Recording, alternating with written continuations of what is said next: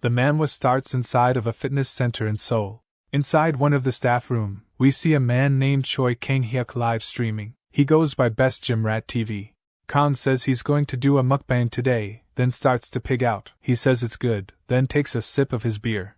I'm sure you can tell from his body that he enjoys working out. He wasn't always a gym rat, but he was heavily injured in a deployment during a special forces mission, and he started doing physical therapy but fell in love with trying to figure out what was optimal for the body. He ended up becoming a Chad personal trainer and focused on rehabilitation. For those who are wondering why he's doing a mukbang, it's because of COVID. In order to keep up with the cost of the gym's maintenance, he ended up trying streaming. Although the profits weren't good enough to maintain all 5 gym locations. He does his outro to all of them, saying to like and subscribe. He instantly sighs after he ends the stream. He says he's worried about tomorrow. He ate so many calories and he wants to work out, but it'll be hard because of the alcohol. He starts to wonder how things got like this. It jumps to a doctor telling him that he's balding due to a high amount of stress, which hurts him.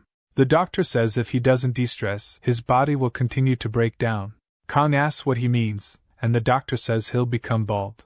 Kang doesn't want to turn into a Korean Johnny Sins, so that's why he's resting so much too. He says he doesn't know what to do. He starts to scroll on his phone and says, "Not this one." We see that he's looking at Murim novels. He grew up with his grandparents, and he would often go to the nearby bookstore and read them. He spots a familiar work from an author named Gaejiang, and that there's a new one about a Shaolin monk. He says this is unique, and the synopsis is that Mujin, the protagonist, martial artist. He clicks on it to start reading and instantly finds himself hooked. He says he really feels relaxed, and then he starts to wonder when the last time he relaxed like this was, saying it's like he was back to being a kid. He falls over saying that he's sleepy, and while he's laying there, his phone screen begins to light up. Then he hears someone trying to wake up Mujin for the morning workout. Kang raises up and looks up to see a bald head and a Shaolin in uniform as a little boy says they need to hurry up or else they'll be yelled at. Kang asks the kid how he got into his house and the kid asks what he means, saying he's older and bigger than him. Kang is 180 centimeters and 8% body fat, so he's confused. He asks the kid if his eyes are okay and looks around wondering why he's in his house, but he quickly realizes that he is not in his house and he's confused. Then he touches his head to see he's bald. He stands up wondering where the hell he is and why he's bald. Then he remembers the kid called him Mujin, and says it's the same as the novel he was reading. He wonders why he's here and why he had to lose his muscles. He quickly says it must be a dream.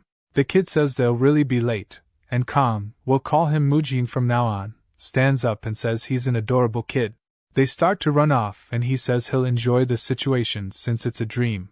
An older man yells, saying being late first thing in the day they need to be taught a lesson. He tells Mujin and the kid to take their places. Mujin says it feels so real for a dream. The man says they'll start with the horse stance first, and Mujin looks around to see everyone shaking like after a bad batch of Taco Bell. But he says they'll hurt their knees like this. Do proper exercises due to the rehabilitation training, so he understands how important the lower body and core are to bodily health. There were times he saw trainers teaching the wrong technique and that they would focus on the upper body and ignore the core, so he can tell their posture will lead to issues in the future. Their backs are too rounded and their legs are too spread. The man yells, saying the lower body is the foundation of martial arts. He says if they aren't able to maintain balance with their lower bodies, they can't properly put any strength into punching or their staff techniques. Mujin says if he knows all of this, why is he letting them have such poor posture? He grits his teeth since it's a dream. He won't stand by. He yells, saying they don't know a single thing about proper exercise. The older men and all of the other students look in disbelief. The kid from earlier asks him what's wrong, then the older man asks why he's interrupting a training session with yelling. Some of the other older men too ask if he's doing this so he doesn't have to train, saying it's not befitting of a Shaolin disciple. Mujin says he wonders if it's because it's a martial arts novel, but he can feel their energy just from them shouting. Even so, he doesn't plan to back down, saying he just pointed out it was flawed and that it's way easier than having to deal with dumb members in real life. The man asks him if he's saying that the Shaolin training is wrong. Mujin says this dream is hell realistic, and he'll play along by speaking like a martial artist. He tells the man, That if they keep training like they are, when they get older, the cartilage in their knees will be damaged. The man says it's an excuse made by the weak. Mujin asks what he means, saying that martial arts is for the weak to train their bodies and mind, but now he's saying it's not something for the weak to learn. Another man steps up, saying the way the Shaolin trains is different from what he said. They train in martial arts to achieve enlightenment. Mujin says he sees and asks if they are saying the Shaolin isn't a place where the weak can obtain enlightenment. The man quickly stammers, saying no, they train harshly to train their minds. The mind is weak, so they seek comfort in times of difficulty and evil, and the training is to make it easy to endure through this. Mujin says he guesses their minds only need to be trained while they are young is practically what they are saying to him, since what he's saying is that in order to train their minds, it's fine to damage their knees when they are young, since once they are old, they won't need to go through times like that. The other students start to chatter, wondering if this is all true. Then Mujin points at a much older man, saying he wonders how much he's gone through to still not have obtained enlightenment. The dude wonders why the hell this kid is so crazy to say that to the first class disciple Hai Yung. Then Hai Yung shouts and causes the students to cover their ears. Mujin says that's a lot of pressure. All of the students look towards Hai Yung, and he begins to walk to Mujin, saying he's heard everything he said and like what the second-class disciple said, the martial arts of a Buddhist group is usually to train oneself. However, their martial arts are different. Mujin asks how Hai Yung says their martial arts are used to rescue the masses. They use them to protect others from evil and the demons that harass them. Mujin sighs, asking if they are just damaging their knees to protect others. Hai Yung stares at him, saying if they leave him be, he'll be a bad influence on the other students, but that the grown-ups cannot punish a young monk personally, so there's one option left. He tells Mujin to prove it himself. He points forward, saying he wants him to win against those who learn from the Shaolin training method to prove his point. Mujin asks who he'll be fighting, saying surely not a first-class disciple. Hai Yung says it would only be fair if he fought someone who joined at the same time and gets Mugung to step forward. Hai Yung says if what he said is true, in 7 days from now, he will spar with Mugung to prove himself. Mujin says the guy is in a different weight class, saying this is just a mockery of it being called fair and mockingly says that he's an honorable senior. He agrees to the conditions, saying he'll do that, as there's no way he'd lose to a kid. They'll see in 1 week. For now, Hai Yung says he's clearly taking the hard path. Amitabha, it's a Buddhist saying. He tells the rest to get back to training. The kid from earlier asks Mujin why he's doing this, saying to just apologize. We finally learn the kid's name is Muyo. The other students stare at Mujin with annoyed looks, calling him impudent. Hai Yung says he'll see him in a week. Mujin starts to sweat while performing squats instead of doing the horse stance. A second-class disciple asked him why he was doing it, but he told him Hai Yung allowed him to. Hai Yung tells the man to leave him alone too. He smiles and continues squatting while telling the rest their knees are going to hurt a lot in the future. He says they are so young, asking who will take responsibility if their knees are damaged. Hai Yung gets annoyed but tries his best to remain calm and ignore the talking. Mujin trained for 2 hours, so now it's time to go munch on some protein. But he doesn't understand the issue he's about to face. He looks down at his food, asking if this is everything they are eating, as Shaolin monks are all vegetarians. While it's natural to be a vegetarian at the temple, he was puzzled since he didn't think about this. He wonders where the hell he'll get his protein. Then he begins to wonder why he can smell the food in his dream. He says it smells good, even though it's only vegetables. But in the end, it doesn't matter if that's all there is. He starts to shake, saying this is child abuse. They tell him not to talk but start to yap, saying this is too harsh to only provide vegetables. The second-class disciples tell him to stop talking during mealtime, saying this is disrespectful, and one of them says he'll teach him a lesson. Mujin wonders why the dude's angry since he's the one who should be pissed. They need protein. He grits his teeth, saying he won't let his training go to waste. A man opens the door and starts to laugh. Everyone looks up to see him, and the second-class disciple shouts, saying Hall Leader Hyunmun. He takes care of the food here. He looks at Mujin, says he must be hungry, and if the food isn't enough, he'll get more. Mujin says there's enough food, and Hyunmun asks if he wants more of the side dish. He decides to be generous and overlook his grumbling. Mujin then asks if he has any chicken breasts. Everyone is outraged, asking what the hell he's talking about. Muyo says he's been acting strange, asking if there's something wrong with his head. Mujin says that they need protein, they have to eat it. He looks at Muyul's eyes to see himself and starts to realize things are strange. He gets tired from exercising, he can smell the food, he begins to wonder if this is reality. He quickly says he has to do something about the situation since if he's truly a young monk in the temple, he needs to think of something appropriate to say. Now he bows his head, saying he's acted weirdly since he's hungry. He just misspoke. Hyunmun says he must have just been tired from training. Mujin then asks if he can have more beans and mushrooms. Hyunmun is speechless and says he's definitely crazy. Whether it's reality or not, Mujin knew he needed protein. It jumps to him messing with his brush in class, saying he can't believe they are studying Buddhist scriptures. He starts to think about the what if, saying even if he's in the world of the novel, how on earth will he get back home? Then he wonders if he'll get out when the story is completed. He says based on that perspective, it's not bad at all. He's the protagonist, so he has exceptional talent. The Shaolin Temple is the strongest among the Orthodox Alliance.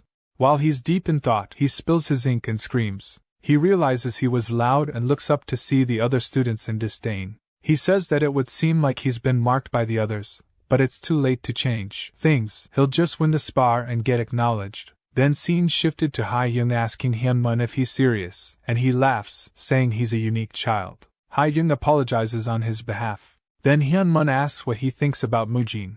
He says that they'll find out in 7 days if Mujin is correct or not. Hyunmun laughs, saying that's truly a great idea. They can't punish a disciple because of their thoughts, so they can just prove their point by testing it. He also says that he's heard that Mugung is one of the most competent disciples among the new disciples. The temple recruits hundreds of kids every year, but most drop out and they end up with only 10% of the original number, which is why the other disciples or elders don't generally know the names of the new monks.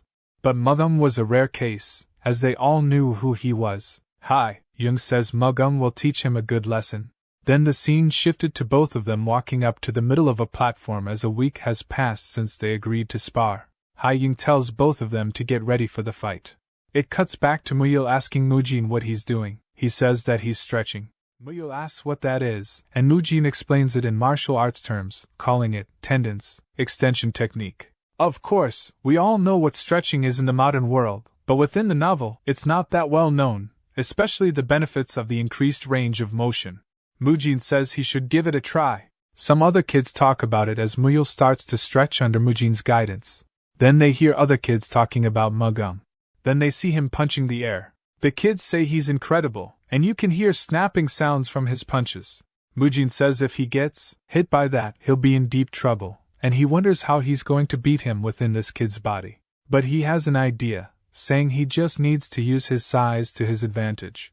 Ha-young says it seems like Mujin wasn't just trying to escape training.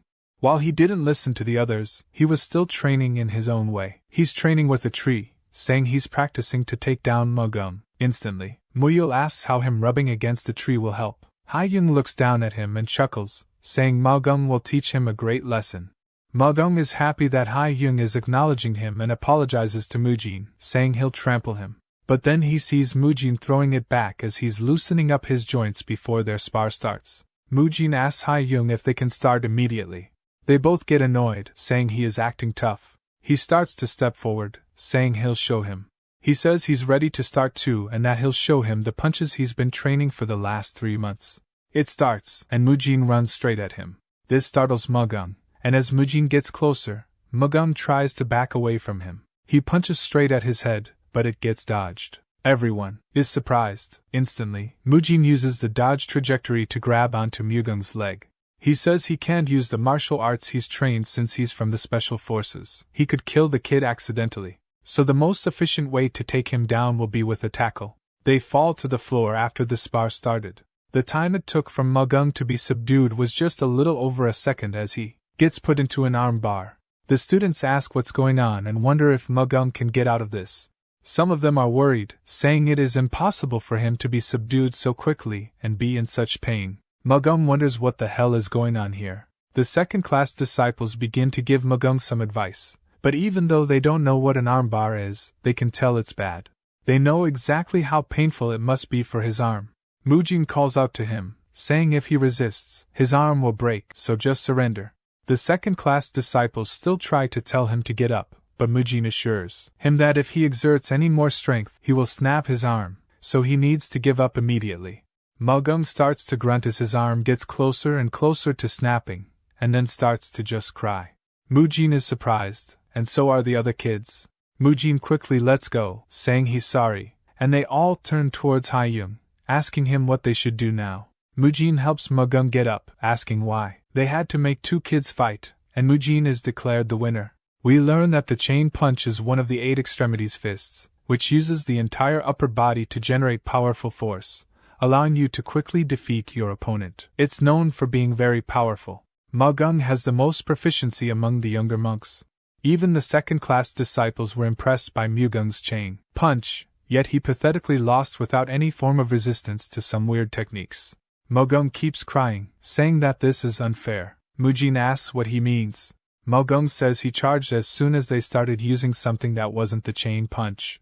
He shouts, saying he can win against anyone in a fair fight. Mujin tries comforting him but messes up his name, which made him cry more. The other disciples say that Mugung has a point. Mujin turns around and sees them. They say that one should use the Shaolin arts when sparring here, saying he broke the rules. Mujin wonders what kind of ridiculous ideology that is. The disciple then asks why he didn't use the chain punch. He says if he had used the chain punch, the fight would have lasted for longer, and they could have gotten more injured, so he just prioritized making the duel quick. He said he did make him cry, but he didn't leave a single physical injury on his body. They say that's not nonsense since it wasn't a Shaolin art. He says they are the ones talking nonsense. They struggle to rebuttal since the chain punch was defeated so easily by some strange technique. At that, they don't want to admit it, but they are just refusing to acknowledge he lost. They don't want people to doubt the Shaolin arts, or that the new disciples might be discouraged and leave. They look back at Haiyung, wondering what the plan is, but they see him smiling at the whole situation. Haiyung calls out to him, asking if he truly did that technique just to not cause him harm. Mujin says yes. Haiyung says that is the true essence of Shaolin and smiles, saying he's the winner. Everyone is surprised by this. However, the reason his skill was more effective was because the opponent's level was that of a loser. The ultimate reason they learn martial arts is to take down evil and the demonic heads who've learned martial arts. So he'll show the true essence of Shaolin, the real power that can take down their enemies. He orders the rest to bring him a boulder. They bring one over. I think that's a big demonstration of their power. They start to wonder if he's going to break the rock with his fist, and Haiyung tells them to watch closely. This is the true power of the chain punch. He takes a deep breath and then ready himself, channeling his energy into his fists, then exhales upon punching the rock. The rock begins to crack and shatters as he punches a hole through it. The rock shatters to the ground, and everyone is pigging out of their gourds. Haiyung looks smug and turns after receiving all of their compliments. Even Mujin is stunlocked and says, "Whoa." He starts to grin, saying, "That's a real martial artist." He says, "This is how it should be. One hit being enough to break open a mountain. One swing can take down hundreds of enemies. A single punch putting a hole through someone." Then he realizes something. He says that Haiyung mentioned overpowering the enemy without harming them. Haiyung says yes like it's a question. Mujin points out he broke the boulder into pieces, and they all look at it and realize it doesn't make sense. Now they are thinking about it, so nobody could say anything. Later that day, we see another man named Hyun Sung talking about the fight with Haiyung. Then Haiyung says Mujin may be rather arrogant, but he trains his chain punch the most out of the students. He's worried though. Hyun Sung asks if he's worried that he's only training the chain punch to learn its weakness. He says yes, saying it could be bad if Mujin is a spy of one of the unorthodox sects or the demonic cult. Of course, Mujin is just a modern-era gym rat. Hyun Sung says he probably isn't, and he wouldn't do something so eye-catching if he were.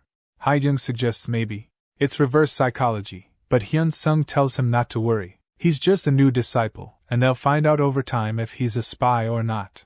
But he has an idea and says maybe he's from a martial family.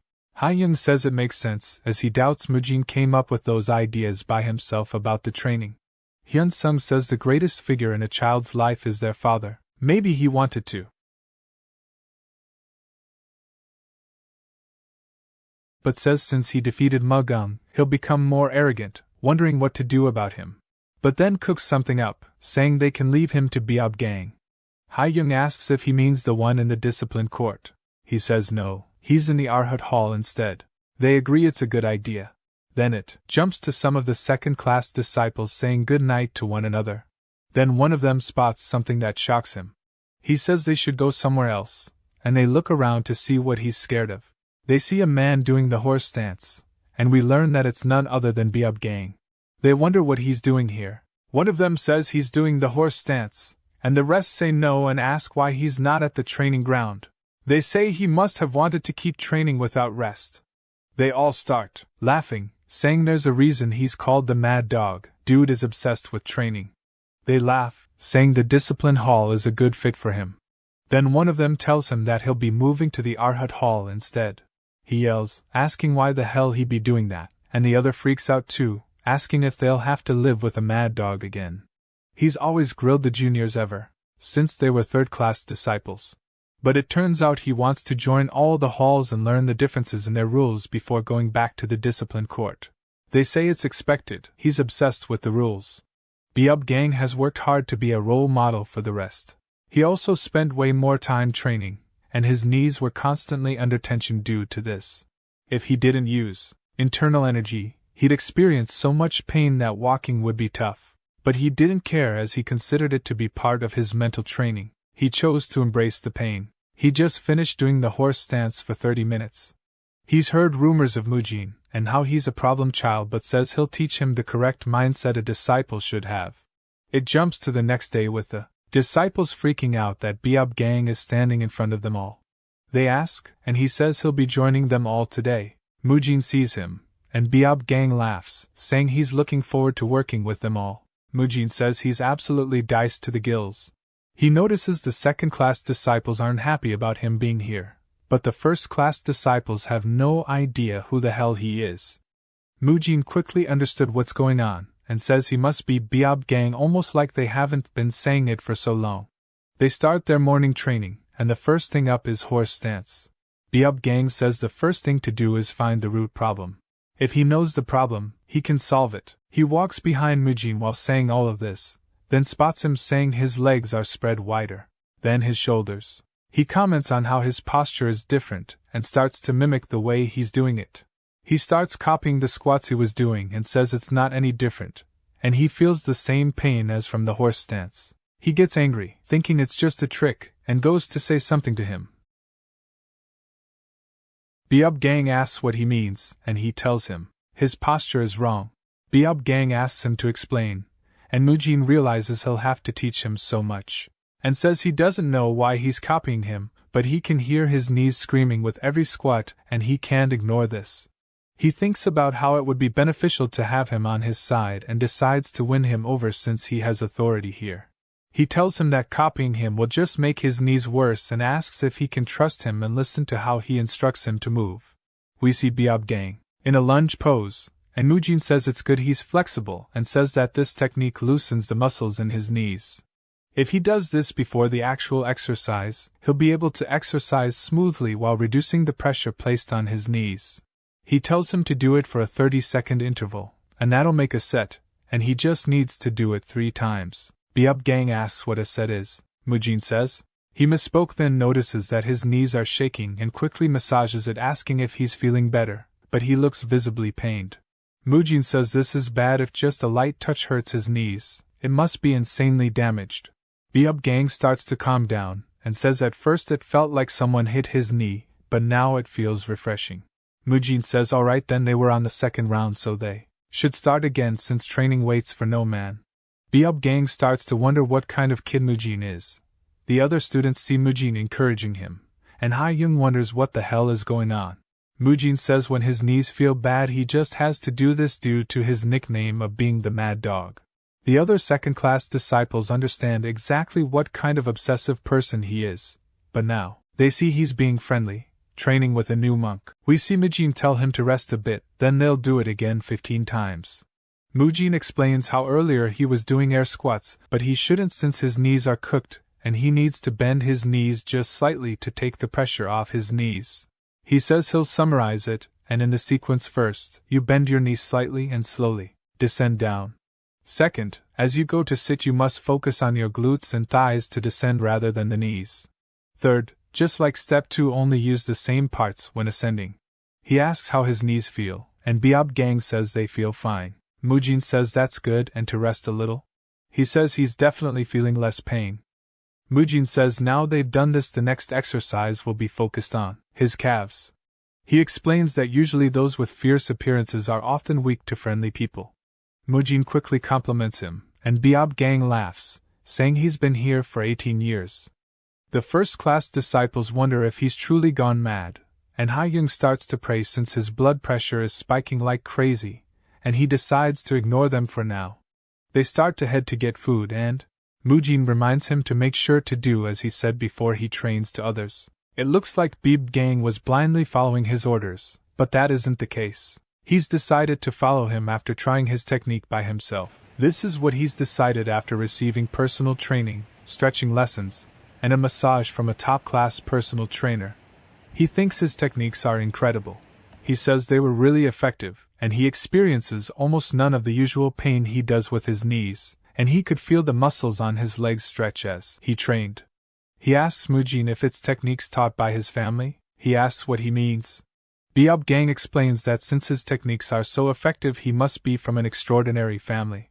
He was told those techniques were passed down within Mujin's family. He smirks, saying this is a good misunderstanding.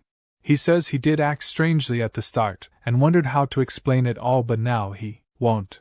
He goes along with it. Biob Gang laughs, saying they are goat but that his praise only applies to the treatment for his knees. They are training for martial arts, and the Shaolin is 1,000 years old. He understands Mujin's heart for his family, but it'd be great if he trained the Shaolin way too. He says he'll take note of that. Then Muyul asks if he's done. Mujin says yes and tells Biob Gang he'll see him later. Biob Gang smiles, watching him leave, and hears Ha-young clear his throat. He apologizes for being unsightly. Ha-young says he's glad he's aware. Biob Gang says the know the enemy quote, and Ha-young sighs, asking what he thinks about it. He says from what he's experienced, Mujin isn't from a martial family but rather a family of physicians. He asks him why he thought so. He continues, saying he should say this first, but his knees are all torn from the training. He didn't tell anyone as he didn't want them to worry, and more importantly, he didn't want to show his weak side.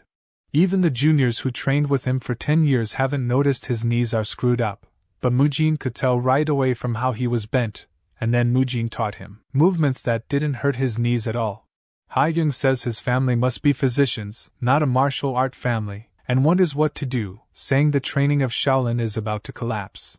Biob Gang says not to worry. He's sure that he will teach Mujin the techniques of Shaolin slowly but surely, and young kids usually listen to adults they are close with instead of force. He'll get close and slowly teach him the Shaolin methods.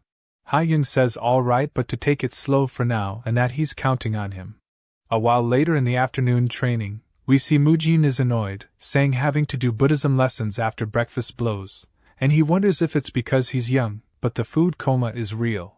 They head to their training, and Ha-young says since they are good at the chain punch, it's time to move to the next step.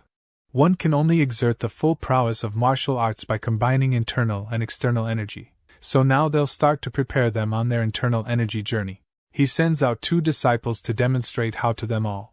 He tells them to get into the lotus position, and Mujin wonders what's going to happen. He sees them sitting down on the floor, and they cross their legs. He says he recognizes it now. They both close their eyes and focus on breathing. He tells them to take a deep breath and let it pass through their nose and throat fully and keep breathing until it reaches their energy cores. Mujin starts to get excited, saying he can finally learn the martial arts he's been dreaming of. He says he's been getting sick of the same exercises for now, and now it's time for martial arts. He wasn't the only one excited, all of the other students were too, as it gave new reasons for them to train hard. They were all dreaming of being able to break the boulder like Ha-young too. They focused on his voice and followed the breathing patterns too, but Mujin says something about this training is weird. He noticed that they were doing a simple meditation. It was somewhat different from the Shaolin and training methods he saw from the novels. Is this a joke? Contrary to the novels where they teach them energy cultivation, such as yin and yang, the 5 elements, bagua, and other philosophical stuff, he just assumed that there was a good reason for all of this. An hour later, Mujin, who had been tackling all the training methods of Shaolin until now, had been doing his best this time as well to follow all that he was told to do. This was because he was excited, thinking that he was about to learn how to do incredible feats like having the source of power that allows a human to split a mountain, the ability to fly high in the skies. He assumed he would be able to obtain energy, a transcendental power that would allow him to do all of that. The manhwa nerd soul within him was feeling excited as he was about to learn cultivation techniques from the epitome of Murim novels.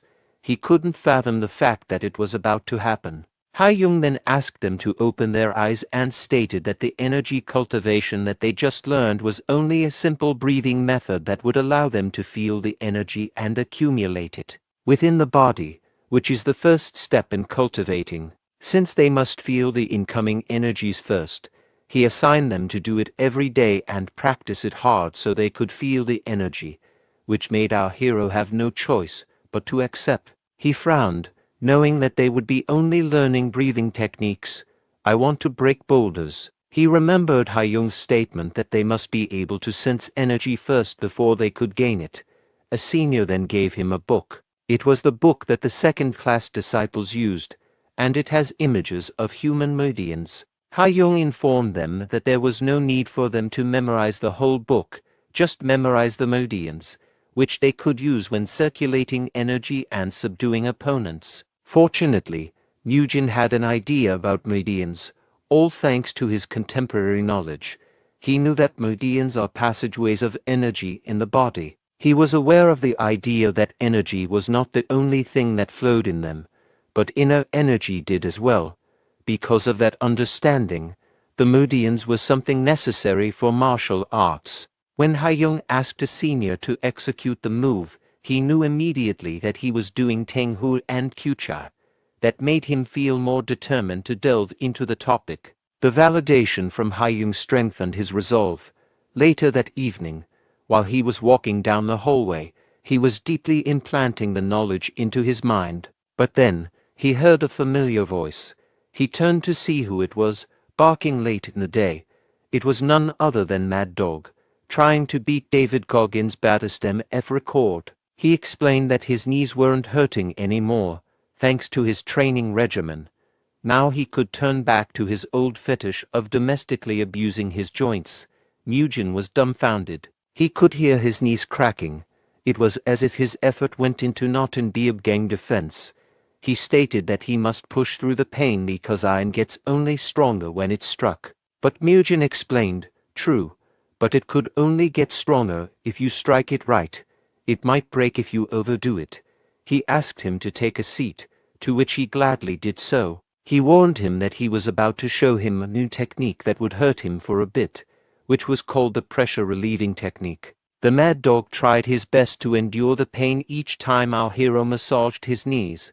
The discomfort was intense, but he knew it was necessary for his recovery. Massaging, Murim was reminded of something about the past, a mistake that led him to struggle. Back when he was a member of the Special Forces, his body got severely injured when he tried to just grip through the training after having a sprain. Even though he suffered greatly, he was assigned a task to cross a river. Because of the traumatic event, he was forced to retire from the service. At that time, he lived through every day without any energy. Each day felt like a struggle just to get through. His lack of vitality made even the simplest tasks seem insurmountable, and he felt like he saw a ghost from the past every time he looked at Beab gang.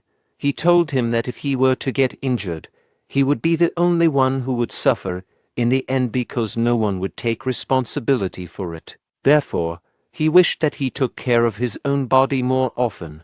That made him smile, knowing that his junior was concerned for him. So he gave them assurance, stating that a Shaolin practitioner won't abandon their fellow disciples no matter what they went through. He gave them a bright smile and confidently said, "We won't abandon anyone, regardless of what happens." Murim felt relieved after hearing that. Who would have thought that along with huge muscles, the Mad Dog also has a huge heart? Beab gang informed him that he should trust him with everything starting tomorrow and train in the ways of Shaolin. After feeling relieved, he asked, "By the way, where were you going?" He replied that he would be going back to his room to practice the energy circulation technique he learned earlier. That confused him, knowing that he came from a family of physicians. He should already be able to feel energy from the inner energy cultivation techniques that were taught by his family. That caught Mugen off guard. He forgot the fact that they thought he came from a family of physicians, so he told him instead that he forgot to learn it due to some personal circumstances at home. In that case, the mad dog offered to practice the energy circulation technique in the exact place they were standing, since he was also thinking of circulating his own energy after he was done with his training. He added that they must train together from now on every time he circulates his energy, and it might help him more, as he might be able to sense energy easier when Beab Gang was around. So, do you want to do it? Mugen was amused hearing his convincing words. He wouldn't let go of this opportunity to train with the notorious Mad Dog because no matter how much he tried to feel his energy, he still had no idea what it felt like. But things might be different if Beab Gang cultivates beside him.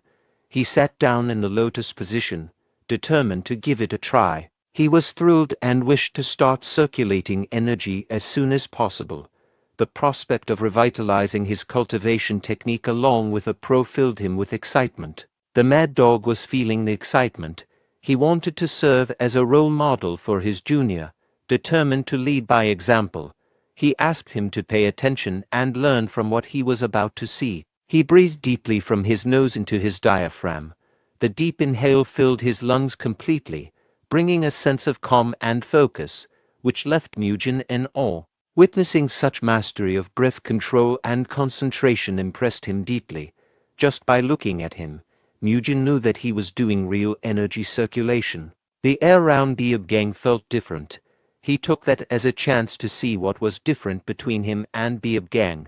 He wished to refine his own techniques to match his mastery. He started seeing an ominous aura engulfing Mad Dog, which he wasn't even able to see when he was doing it by himself. He wondered if that was what Hayoung was talking about previously, that same energy that was capable of slicing a mountain in half. All of the evil energy must gather within the body and be breathed out through the mouth. When breathing in, breathe in as deeply as you can.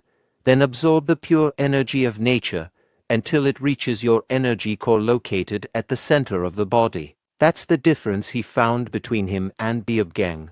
Although he struggled a lot, he did his best to perfect his technique, showing his determination to learn Shaolin martial arts. After a while, his core started glowing, indicating that he managed to reach the flow of energy. I can feel it.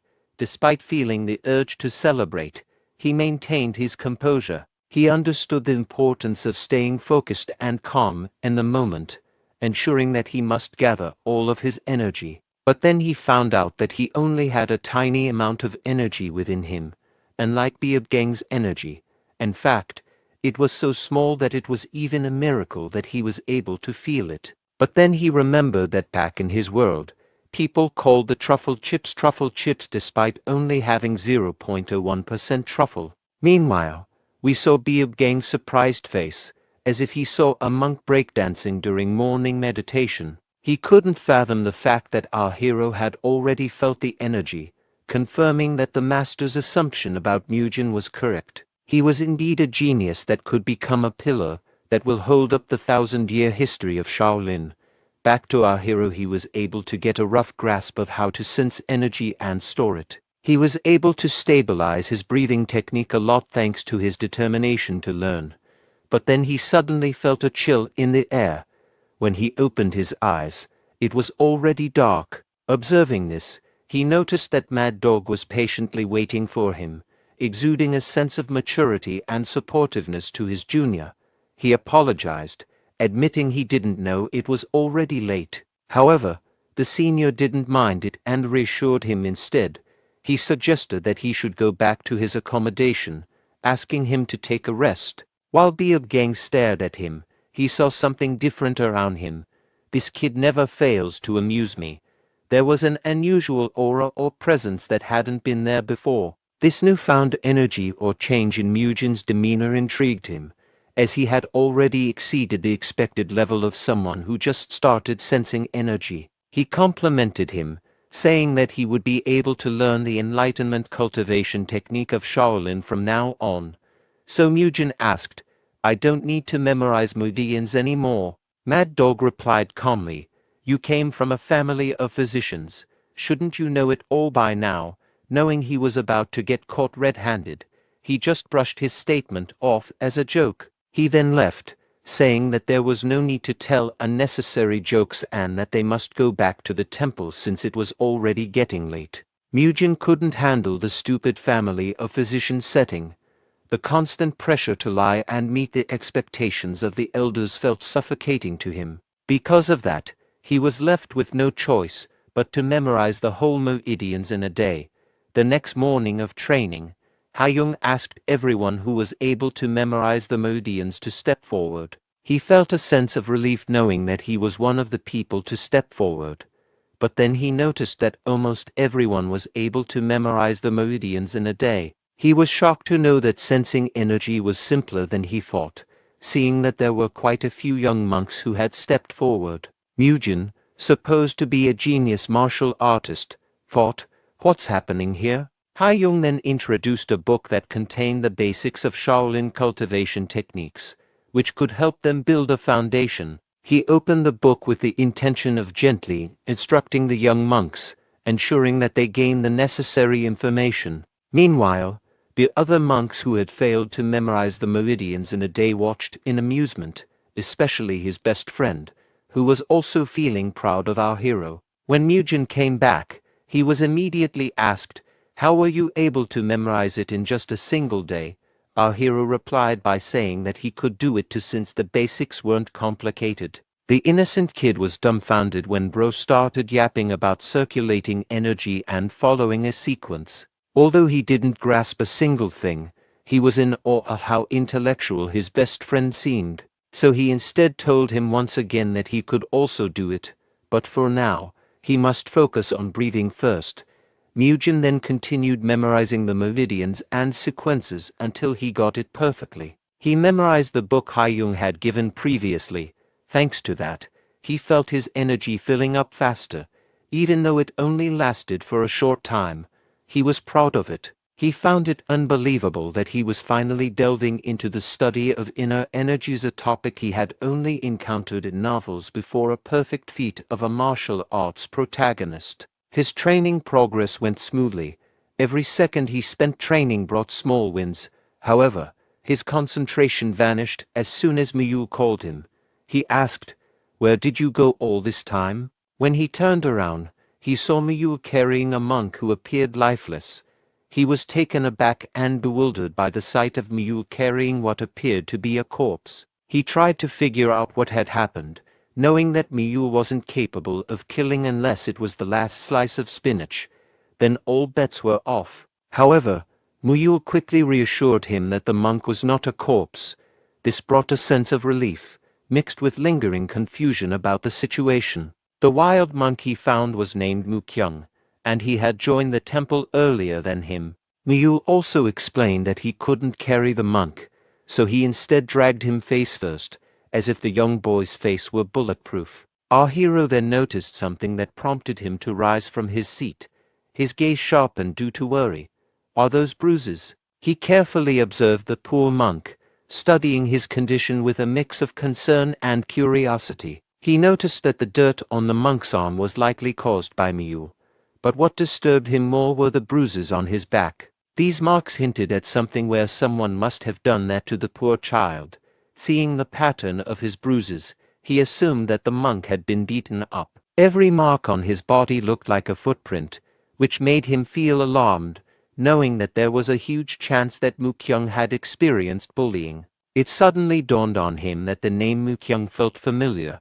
Mukyung, tall, scrawny, and gaunt unlike other kids, he looked like a scarecrow with sunken cheeks. Right now, that was the image that the novel Mugen remembered in passing. However, the memory that Kang Yuk knew was different. Despite not remembering his face, he knew that the name was familiar, as he had already heard that name somewhere. However, he couldn't remember. even though he tried his best to recall it. He just focused on the matter of why he got beaten up. Mugen was determined to figure out who bullied him. However, he didn't have a single idea of who it was, but he did have an idea that could help him track down the suspect, a person that Miyu looked up to, someone who had joined the temple before Mu Kyung, who could potentially hold clues on finding the perpetrator. It was none other than the person he sparred with previously, mugging, the middle-aged looking child. Their intent was clear, seeking clarification and understanding regarding the situation involving the poor monk. On the other hand, Mugging appeared puzzled by their decision to approach him like a cat being asked to participate in a dog show. Mugging was sweating profusely and feeling bewildered by this unexpected interaction. His confusion was evident as he tried to comprehend the reason behind their approach. But things went from serious to an 80s comedy show atmosphere when Miyu accidentally dropped the poor kid. It was like he used the finish him combo from Mortal Kombat on Mu Kyung. A tense silence hung in the air thanks to the little dude's random head drop. Back to the main point. Mugging refused to help them, saying that he wouldn't waste his precious time on our hero and his friend. But our hero looked him dead in the eye and stated, "You're our senior. It is a must that you help us." Mugging clenched his teeth and told him that he was his junior, therefore, he must follow him. However, Mugen provoked him by asking if he was fine with becoming a senior who lost to his junior. But Mugging stood his ground, saying that he only lost because he let his guard down. However, his patience finally wore thin when our hero informed him once again that he had been defeated by someone younger. He delivered his chain punch, intent on knocking him out. His precise movement, along with his determination to end the confrontation, was imminent. But once again, our hero ducked, dodging the punch. His reflexes were sharp, allowing him to evade the attack with ease. He firmly grabbed his gi and executed a judo throw, showing another, unusual move to Mugging. He covered Mugging's neck with his arm, attempting to execute a twister chokehold. Mugging grew increasingly frustrated, realizing that his chain punch was ineffective against our hero. It was as if he was fighting an EFIC 20 kilograms champion. Mugen smirked and confidently told him that the outcome would always be the same, no matter how many times they fought. His words carried a challenge and a hint of superiority. Mugging, however, refused to give up. His determination was unwavering despite the setbacks. But then, our cunning hero made a proposal, suggesting that he would reveal the secret of why Mugging had lost if he disclosed who had harmed the poor monk. He let go of the submission hold, signaling his willingness to negotiate and reveal the secret. Mugging immediately created distance between them, aware of the possibility that Mugen might execute another weird technique. Mugen knew that Mugging held a grudge against him, but he felt it was crucial for him to uncover the truth about this matter. Mugging then asked him if he would keep his promise once he revealed it, his tone cautious, betraying a mixture of hope and skepticism.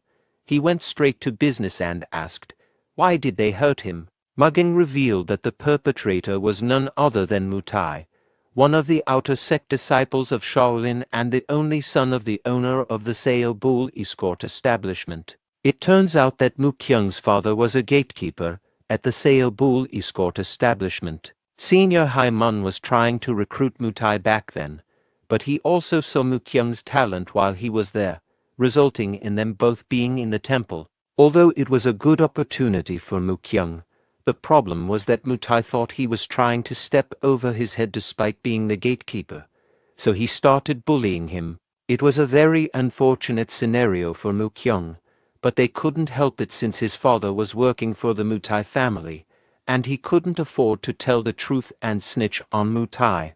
Our hero was very frustrated after hearing the news. It would have been understandable if it had happened in a normal school, however. It happened in a Shaolin Temple where they teach the ways of Buddha. He wanted Mugging to take responsibility and act as a good role model since he was their senior. But Mugging defended himself, asking what he could do when he was just a kid. Mugen rebutted, saying that he was the strongest, therefore, he had the power to protect the weak. but Mugging stood his ground, asserting that he was outnumbered. This made our hero even more frustrated, and he pointed his finger at Mule, stating that according to his claim, he was the strongest. Both of them then looked at the innocent kid. Their gazes made Mule feel awkward. Mugging went into tomato mode after knowing that Mule looked up to him, prompting him to reveal that Mutai and his friends weren't taking the training seriously. He frowned when Mugging told him that since Mutai was a disciple from the outer sect, they naturally used the martial arts of the Shaolin Temple as a basis. He added that Mutai and his group had probably already learned the basics, and that's why they didn't need to take the training seriously. That reminded him that Mutai and his friends might be the same people who stepped forward back then. Despite being a bully, Mutai had already completed the learning prerequisite. Meanwhile, Mukyung had finally gained consciousness, appearing as disoriented as a raccoon caught raiding a refrigerator in broad daylight. Mukyung wondered where he was, feeling disoriented after receiving a knockout blow from the spoiled brat. The moment he opened his eyes, a horrible sight greeted him. He found himself surrounded by 3 peculiar monks that looked like they were about to consume him. Looking at him, he felt empathy for Mukyung's situation. He understood that informing Hayoung about his bullying experience might cause more harm than good. He wished to know if there was a way he could help. His concern for Mukyung's well-being compelled him to seek a solution or offer assistance in any way possible. He then realized a way he could help him, an idea that could help him solve Mukyung's predicament. He immediately told him that he could help, but emphasized that Mukyung must listen and follow his instructions carefully. The poor monk became emotional, knowing that someone was willing to help him. Gratitude and relief washed over him as he realized he wasn't alone in facing his challenges. Our hero smiled confidently at him, saying they must first report the situation to Hayoung. That statement shocked him, but not in a good way, because if it were that easy, he would have already done it. However, Mujin stated that it was simple. They would be sorted out if he became a principal martial disciple. A principal martial disciple is someone who has been accepted into the main martial group and continues to train in the temple. Knowing that the disciples from the outer sect usually remain outside Shaolin, they won't be able to mess with him anymore once he gets inside the Shaolin Temple. However, that wasn't an easy task, because not everyone can become a principal disciple. Everyone realized Mujin's goal. They were shocked to hear such an ambitious plan except for Muyul, who looked too cute and innocent to understand a complicated topic. Come to think of it, they won't be able to threaten a principal martial disciple of the Shaolin Temple. Although there was a possibility that it wouldn't work, there was a big what-if inside his mind. He remembered what Mad Dog had told him previously, therefore, he needed to test whether what he said was true. He offered his hand to the poor kid and told him that Hayoung and the Shaolin Temple would never abandon their people. In a serious tone, he asked him again if he wanted to try his proposal. His gentle and kind demeanor softened the conversation, creating a reassuring atmosphere that he wasn't alone. A few minutes had gone by, and Mukyung still wasn't giving him a response. He wondered if it was because he wasn't confident that he could become a main disciple. His voice was shaking, revealing his skepticism. This hesitation was evident in his tone, suggesting uncertainty or doubt about the proposal. But then Mujin decided to be blunt and asked if he intended to make his father stay working at the Mutai household. That thought filled him with anxiety, his mind racing with worries and uncertainties, knowing that he would remain a laughingstock. He closed his eyes and thought deeply about the proposal, weighing its potential outcomes and implications. In the end, he took our hero's hand and decided to give it a try. He wanted to do it one more time and fix everything, determined to make things right, which made Mujin glad. Mujin then gladly opened up about his second plan because he wouldn't allow Mutai to bully him until he became a main disciple. That prompted Mukyung to ask about his second plan, and it turns out that the plan was simple. All he had to do was beat the heck out of Mutai and his friends. 3 days later, during their free time in the afternoon, we get to see a glimpse of random monks having a conversation in a narrow alley. They were whispering in each other's ears as if they were planning something horrendous. It was revealed that those monks were Mutai and his goons, trying to cause more trouble for Mukyung. Mutai asked for his presence by blackmailing him, saying that he would send a letter to his family if he didn't show up. His goons, Muhwai and Muhwon, were eager to get their hands on the young monk. They wanted to beat him as soon as possible. News came to them that our hero Mujin and his best friend Mule had started hanging out with Mukyung, but further rumors had come saying that Mugging was also with them. They wondered why the gorilla-looking monk, who always acted like a role model, had started hanging out with them. However, that only gave them more excitement, as it would give them more practice targets. Mutai couldn't wait to put his hands on our hero, knowing that it had been quite a while since he wished to punch Mujin. The same goes for his minions. They noticed that Mujin had been acting way too out of place lately. They then proceeded to mock Mugging, saying that he was a crybaby after losing in a duel. Coincidentally, Mugging, along with his friends, arrived on the scene. They were shocked that the very person they were backstabbing was in front of them. The four of them were determined to fight these bullies and give them a lesson, especially our hero, who told these bullies not to run away. The bullies laughed like a malfunctioning car alarm, saying that they would never run just because he was able to beat a gorilla with no brain. That statement fueled Mugging's fury even more. He was eager to initiate the fight immediately to ensure that such a foolish remark would never be uttered again. Muhwon, with his large nose, stepped forward to face Mugging, while our hero chose to confront Muhwai. Our hero then reminded Mukyung about their deal. You know what to do. You'll deal with him. He reminded him if he still recalled what he had said, to which he assured that he did, therefore he must not worry. But that wasn't the case for Mukyung. He was skeptical about whether he could beat his bully.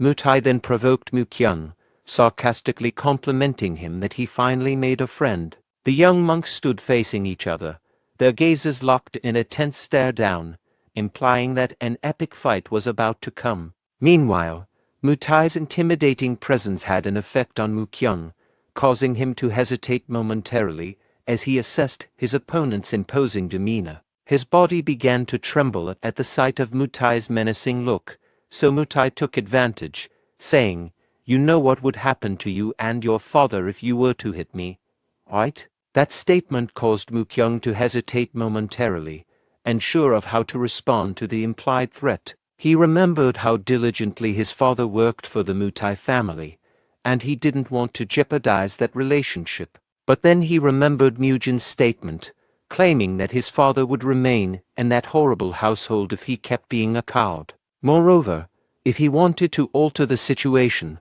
he needed to teach them a lesson and strive to become a main disciple. Despite his tears of fear, he summoned the courage to proceed. He charged at Mutai, demanding that he leave his father alone and face him directly instead. However, Mutai managed to dodge the attack, sidestepping out of harm's way. He was shocked to see that the one he once thought of as a coward was now defending himself. He retaliated with a punch of his own and asked if Mukyung had lost his mind. On the other hand, Mugging effortlessly caught his opponent's hand, gripping it firmly and preventing any further movement. His opponent was impressed, realizing that Mugging had reacted swiftly to his punch, recognizing that he wasn't just a gorilla-looking kid. Mugging then strengthened his grip even more, to the point that his opponent had started asking why his mama brought him into the world. He couldn't fathom the sight of Mugging, who was now exuding a completely different vibe compared to before. Flashback: it turns out that Mugging had previously refused to join their forces. However, Mujin's statement that he was scared had triggered him to cooperate. He reluctantly listened to Mujin's proposal, his mind racing with conflicting emotions. But when our hero brought up the topic of why he lost to him, it piqued his interest. Our hero admitted that his chain punch was indeed strong, but that was actually all there was to it. Knowing that Mugging was still confused, our hero advised him that he would learn faster by experiencing it firsthand with his own body. He told him that he would be hitting him with his own chain punch and wanted Mugging to avoid it. Mugging's body got tense as he absorbed our hero's words. Determined to overcome his doubts, he decided to face the challenge head-on, hoping that the experience would bring him the clarity and strength he sought. He was able to easily dodge the first punch, his reflexes sharp and precise. Our hero asked Mugging to prepare himself again and try dodging his second technique. Our hero wound up his punch and channeled his strength, aiming to test Mugging's reflexes. Mugging was determined to evade the attack, his eyes locked on our hero's movements, his body tensed in anticipation as he prepared to dodge with all his might. But instead of a punch, our hero delivered a kick that caught Mugging off guard, and he failed to dodge it. Mugging screamed in pain, demanding to know why he had been deceived. However, Murim offered him a revelation, saying, "That's precisely your mistake. You're too predictable." He explained that in order for an attack to work, one must deceive their opponent. That revelation sparked a realization in Mugging's mind, opening up a new understanding of combat strategy. He added that although he acknowledged that Mugging had a fast and powerful punch, he was able to dodge it simply by judging his posture. But Mugging refused to accept it. He explained that he just needed to be faster so his opponents wouldn't be able to dodge it, even though they knew it was coming. Murim knew that he had a point, however.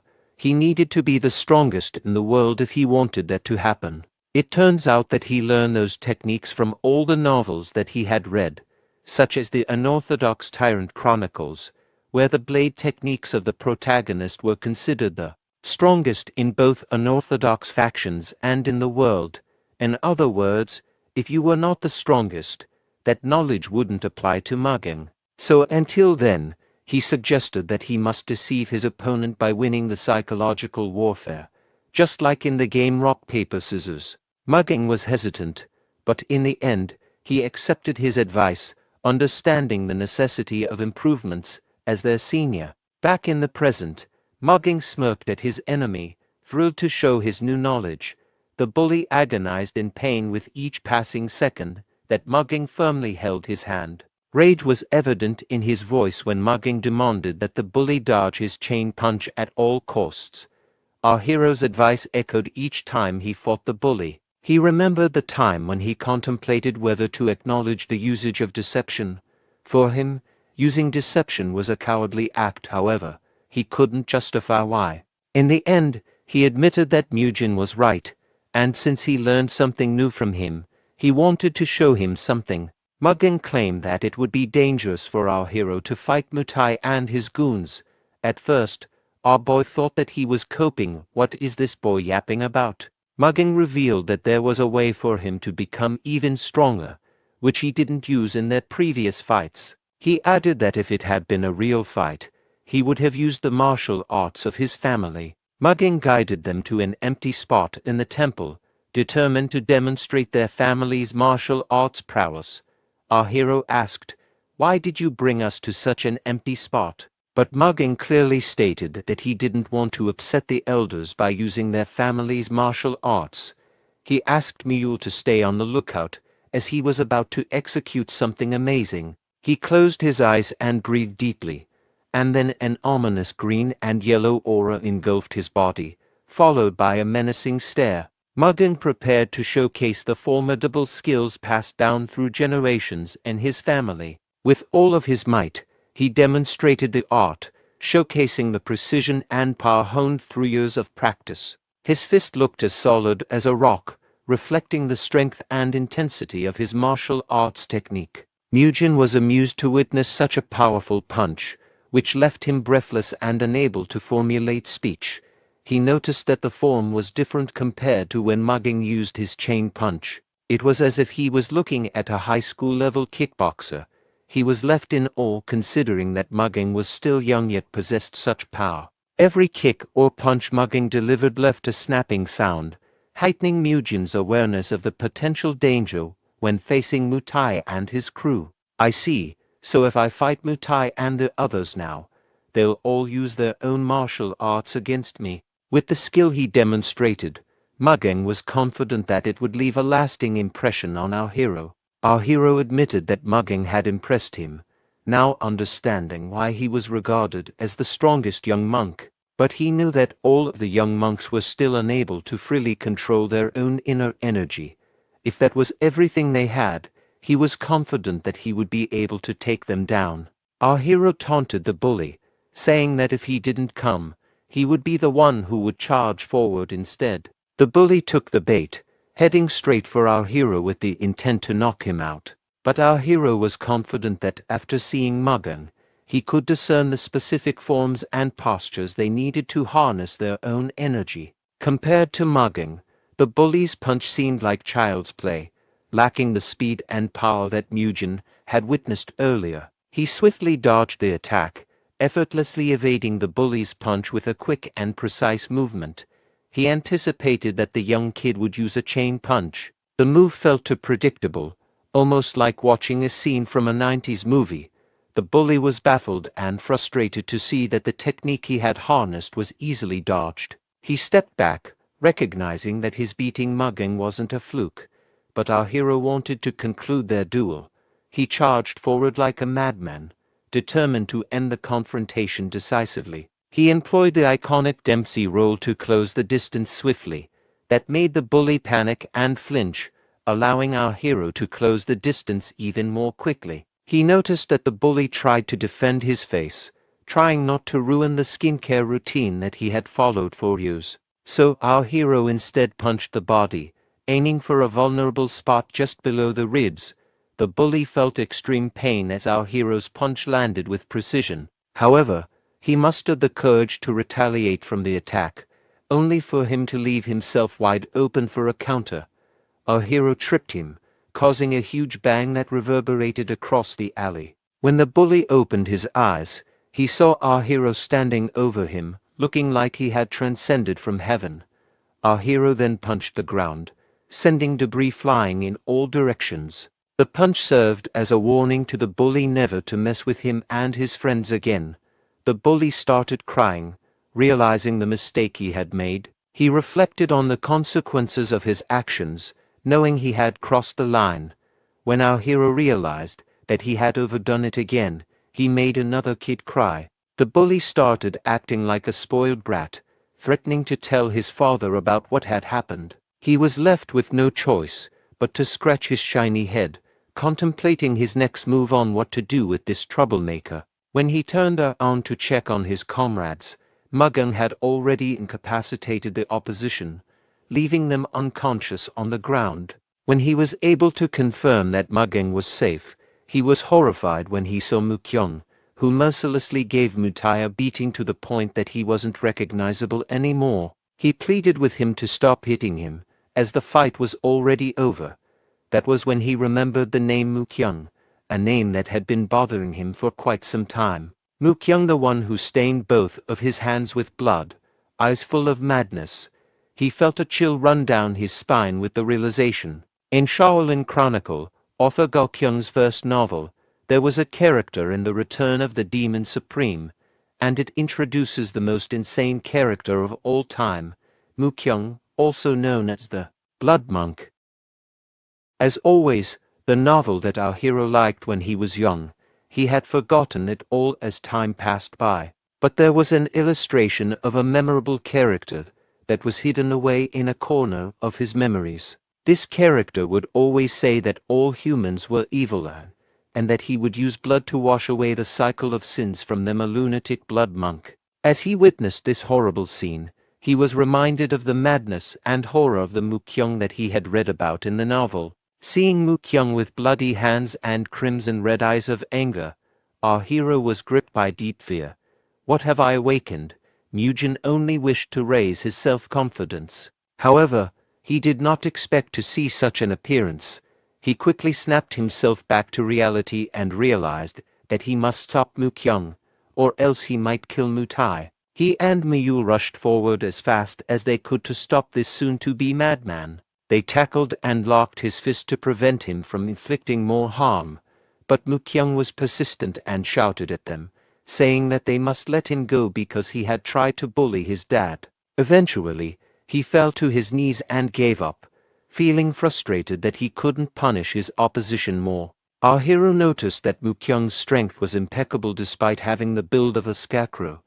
Murim stared at him, trying to figure out what to do next. But then Mukyung started crying like a baby, his tears streaming down his face uncontrollably, transforming his intimidating face into a blotchy redness. He felt a sense of relief knowing that he wasn't a blood monk yet, but an ordinary child instead. He remembered that the blood monk only appeared as a crazy person in the novel, but it did not mention how he became a blood monk. He wondered if it was because he crossed a line that wasn't meant to be crossed, after enduring such absurd situations where he was constantly bullied.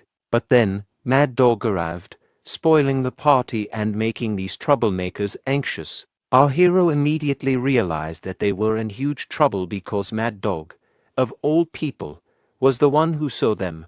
Mad Dog was furious, demanding a good explanation for what had just happened. His eyes bored into them, conveying both disappointment and anger. It looked like there was no escape in such a situation. Bodies on the floor and one kid was grieving while crying. Mad Dog even noticed that mugging was involved, even though he should be a role model, not a subject of chaos. Our hero knew that the situation was perilous, and with each second they did not talk, the more Mad Dog was getting furious. He closed his eyes, debating whether to tell the truth or not. He approached Mukyung and put his hands on his shoulder. That action confused Mad Dog because he was expecting a reply, but rather Murim approached Mukyung instead, like a homosexual enjoyer. His eyes widened from what he saw, a horrible sight that no human being deserved to experience, especially as young as Mukyung. Our hero asked Mad Dog to take a good look at Mukyung and grasp his pain. Mukyung's bruises were everywhere, marking his body with vivid evidence of the pain he had endured. Each contusion told a story of pain and struggle, highlighting the severity of Mutai's bullying. Mad Dog was disgusted. He demanded to know what had happened, his voice tinged with a mix of frustration and concern. "Tell me immediately what happened," he ordered. Our hero revealed that those injuries had been inflicted by his fellow monks, who had bullied him ever since he came to the temple. That's why Murim decided to help him. Knowing they had called Mukyung once again to beat him up, Mad Dog became even more furious after hearing this news. He looked at the bullies, demanding to know if what Murim had said was true. He asked the bullies to raise their heads and look him in the eye as they answered his question. Noticing that they wouldn't give him an answer, he approached them directly and warned them that there would be severe punishment if they lied. The other seniors then arrived, as late as cops in movies, and asked why they were hearing loud yells. The bullies, realizing they had no escape, cried out guilty for their sins. The seniors couldn't believe that such a thing had happened in the sacred monastery. They would never expect that a monk would discriminate against their peers. However, Mad Dog remained calm. He turned to Mukyung and asked for clarification, wanting to hear directly if he had truly experienced bullying. Mukyung hesitated to tell the truth, afraid that revealing the bullying might make the situation worse, knowing that his father worked for the bully's family. But our hero patted him on the shoulder, reassuring him that everything would be all right because Mad Dog was known for his fairness and justice. Therefore, Mukyung had no reason to be scared. He could be assured that his concerns would be heard and addressed with due consideration. Tears started dripping from his eyes as he prepared to recount his painful experiences. Mukyung broke down in uncontrollable tears, slowly recounting to the seniors what he had experienced over the past 2 months. The pain in his voice was evident as he uttered each word. Because of Mukyung's burst of emotions, he was unable to tell the details articulately. However, he was able to get the main point across to Mad Dog, who patiently listened and empathized with Mukyung.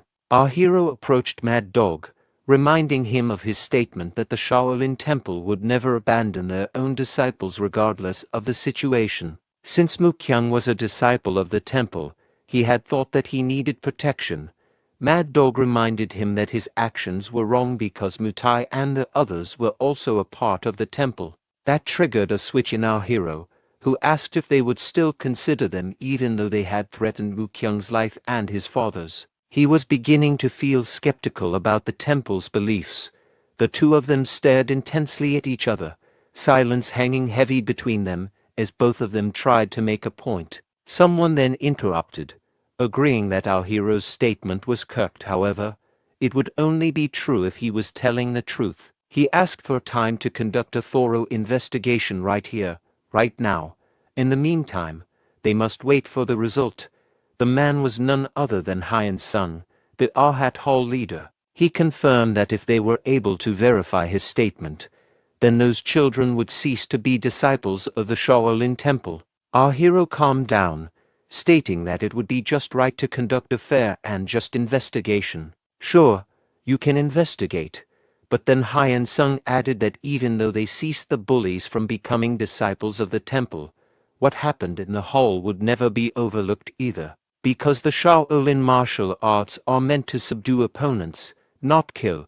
He pointed at Mukyung, telling him that what they did to Mutai was too brutal, considering that he was still a child. Quickly, Mukyung apologized for beating him and sought to defend himself by explaining his reasons, but our hero prevented him from explaining further, extending his arm to silence Mukyung. Mid-sentence, Mujin decided to take the blame, saying that he was the one who did that.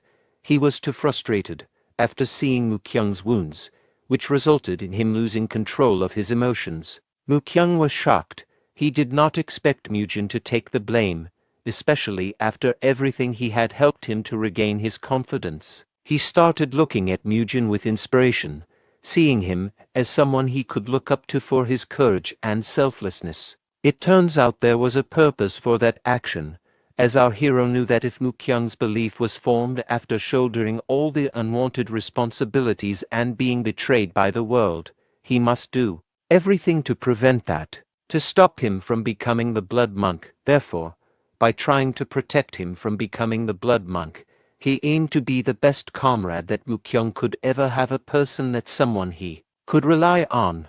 In the aftermath of the fight, Mad Dog took our hero to the place where they meditate while facing the wall to attain enlightenment. He was tasked to stay there while looking at the wall and meditate repeatedly. Not long after that, they arrived at their destination, where he was assigned to meditate in a small cave. It served as a punishment for his previous action. Our hero took his punishment like a man, enduring it without complaint or resistance. He knew it was necessary to uphold justice and fairness within the temple. His compliance earned him the respect of Mad Dog and the other seniors. He began facing the wall and meditating, seeking inner calm and clarity amidst the turmoil from before. As he meditated, he recalled a plot twist from Gakyang's novels. His life mirrored the world of Shaolin Chronicles, yet unexpectedly aligned with characters from Return of the Demon Supreme. He knew that the novels he wrote shared the same world. On second thought, he thought that it was just the world that was the same. He knew that the protagonists from the novels were in the same period. However, they were active in different areas, so it would be unlikely for them to run into each other. In the second half of Return of the Demon Supreme, the protagonist of the Shaolin Chronicles appeared. That concluded that all of his novels were in a similar period. This prompted him to think that his actions might influence the events that took place in other novels. He started overthinking, saying, "Can my interference cause a butterfly effect? What if it gets in the way of other novels' protagonists' growth?" He decided that if he wished to get stronger, he would need to find the right place and connections. However, he couldn't remember anything other than the ones that would affect the growth of the other protagonists because it had been 10 years since he read a novel. He only remembered the overarching stories, but his memories were still vague as he was unable to recall the exact details. He thought that if he stole those opportunities from the protagonists, the story development might be screwed up. He was worried that he might mess up Shaolin Chronicles and turn it into a cheap Chinese novel. He had already taken in Mukyung, who was supposed to become the Blood Monk. He must make sure that it works somehow, because the protagonist of Return of the Demon Supreme would gain enlightenment and become stronger in his fight with the Blood Monk. However, the Blood Monk had now disappeared, along with the enlightenment that he was supposed to gain, which happened because of our hero's mistake. He realized that he was in a messed up situation. He tried to think deeply about what to do next, however. There was no single idea that came to his mind. Meanwhile, Mad Dog was still lurking behind, as if he was a low-key pedophile. He stared at him intensely, carefully observing his posture and focus during meditation with a scrutinizing gaze. He assessed whether every breath was deliberate, every thought centered. Looks like he is focused on his repentance right now. He was captivated that a 12-year-old child was able to have that kind of concentration and repentant mindset. In addition, he also witnessed the special techniques and talents that he had shown. He knew for a fact that this child would become the pillar of Shaolin. A while ago, the whole leader blamed himself for what happened, however. Haiyung took full accountability instead, saying that he failed to watch them. They focused on the matter, and the whole leader asked about the current status of the investigation. Haiyung revealed that after interrogating everyone, their testimonies were the same. The truth had prevailed, and Mutai and his friends were found guilty because of the incident. It brought great shame to Shaolin, and the atmosphere in the Arhat Hall went bad. Not long after that, Mad Dog arrived. Mad Dog asked Haiyung if he noticed the same thing as well, to which he replied that he did. They were able to find out easily that Mukyung was the one who beat up Mutai, judging from the obvious wounds on his hands. They knew that Mujin just took the blame, wanting to protect his friend. In that confusing situation, the whole leader thought that they had both a disaster and a blessing appearing at the same time, but Mad Dog argued that it was more of a blessing finding the disaster and stopping it, because if it weren't for Mujin, there was no telling what else would have happened. The three eggheads sighed and contemplated the situation. Mad Dog then said that he would like to give his opinion about the incident, to which Hyen Sung allowed him to go ahead. Whole leader, I think this incident isn't due to any certain individual's fault, but rather is the fault of everyone. Mad Dog knew that it would be better not to blame anyone but to focus instead on making sure it wouldn't happen again. Hyen Sung got his point and asked if he had an idea in his mind. Mad Dog furiously yet passionately stated that he believed the root cause of the issue was a lack of proper training. He argued that more rigorous and disciplined training was essential to prevent such incidents in the future. The whole leader thought deeply about Mad Dog's masochistic proposal, but Mad Dog wanted to confirm if he was allowed to proceed with that. Hyen Sung stood up, saying he would leave the matter to him and Haiyung, and he would be busy for a few days to wrap the matter up. Now that they knew the children were guilty, they must punish them accordingly. That's why he must go to the discipline court first. Mad Dog accepted and promised that he would do his best to guide the children, which he did as he was still observing our hero. Even though 2 hours had already passed, he was impressed that our hero hadn't moved in the slightest after 2 hours of meditating. He realized that there was no more point in monitoring him. Just by simply judging our hero's discipline, he left the scene using his movement art technique and promised that he would bring Mujin water and rice balls from time to time, so he doesn't need to worry and just focus on his meditation. Now back to our hero, who was close to being Buddha himself for cultivating for hours. He was glad that the creep had finally disappeared. He boasted that he was in the special forces for 7 years, and it wasn't for nothing. That was why he was able to sense that Mad Dog was nearby. He lay down, thinking about what he should do to kill time for his 7-day punishment. He was worried because he didn't have beans or mushrooms to give him the protein he needed for exercising. That was when he realized it had been ages since he last ate meat. He remembered that he ate fried chicken right before he got transmigrated to another world. He reminisced about the crispy skin that crunched with every bite, along with its tender meat that would make you forget your name. His stomach started growling, craving the taste of meat. He felt an intense hunger gnawing at him, making it hard to focus. He pondered where he could get meat, briefly considering if the monks would notice a missing chicken from the coop. He quickly stood up as he realized a brilliant idea. Since he was already in the forest, he decided he should go for a hunt. After all, it couldn't be that hard to catch a squirrel or two, right? We then get to see a glimpse of a little girl and a rabbit. both curiously eyeing our hero's hunting trap. However, the stupid rabbit still fell into the trap, and our hero couldn't help but chuckle at the unexpected success of his trap. The little girl immediately hid behind the tall grass, peeking out cautiously to see what would happen next. She watched as our hero approached the trap, wondering if he would notice her presence. Our hero shouted like a madman, exclaiming that protein had finally arrived. As a result, he instantly became a 0 out of 10 in the girl's eyes. His eyes started glowing, and his mouth began watering from the sight of the meat, like a carnivorous disco ball ready to party.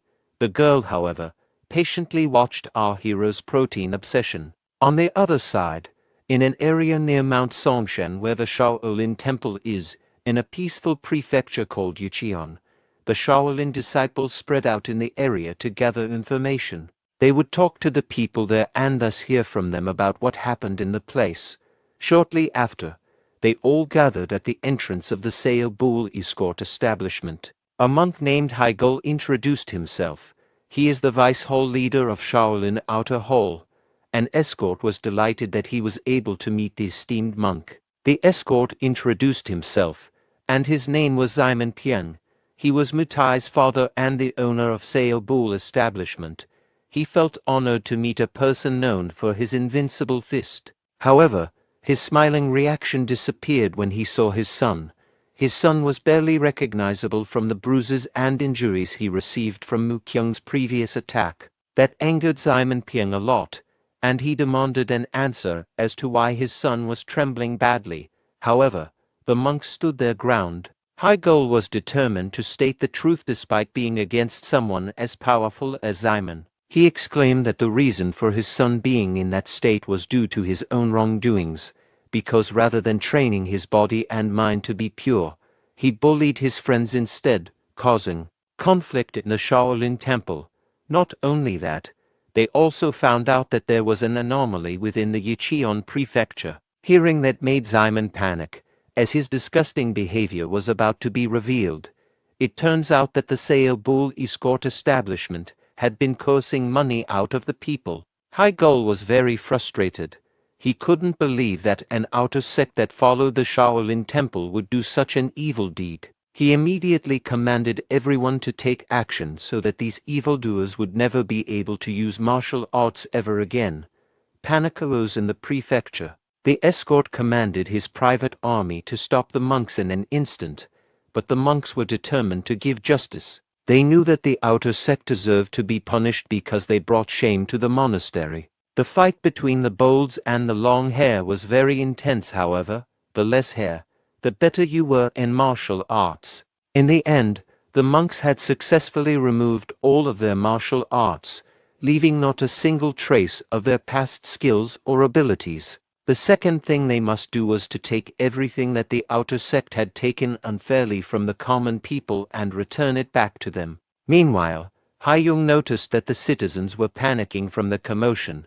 He realized that something had to be done quickly to restore order and calm the people, so he looked for Mr. Bang Jion, Mu Kyung's father. The man raised his hand and confirmed that he was the man they were looking for. He was shocked when he heard the news that his son was the one who got bullied. Haiyung did his best to apologize to the man. He took full responsibility for the bullying that his son had experienced and promised that it would never happen again.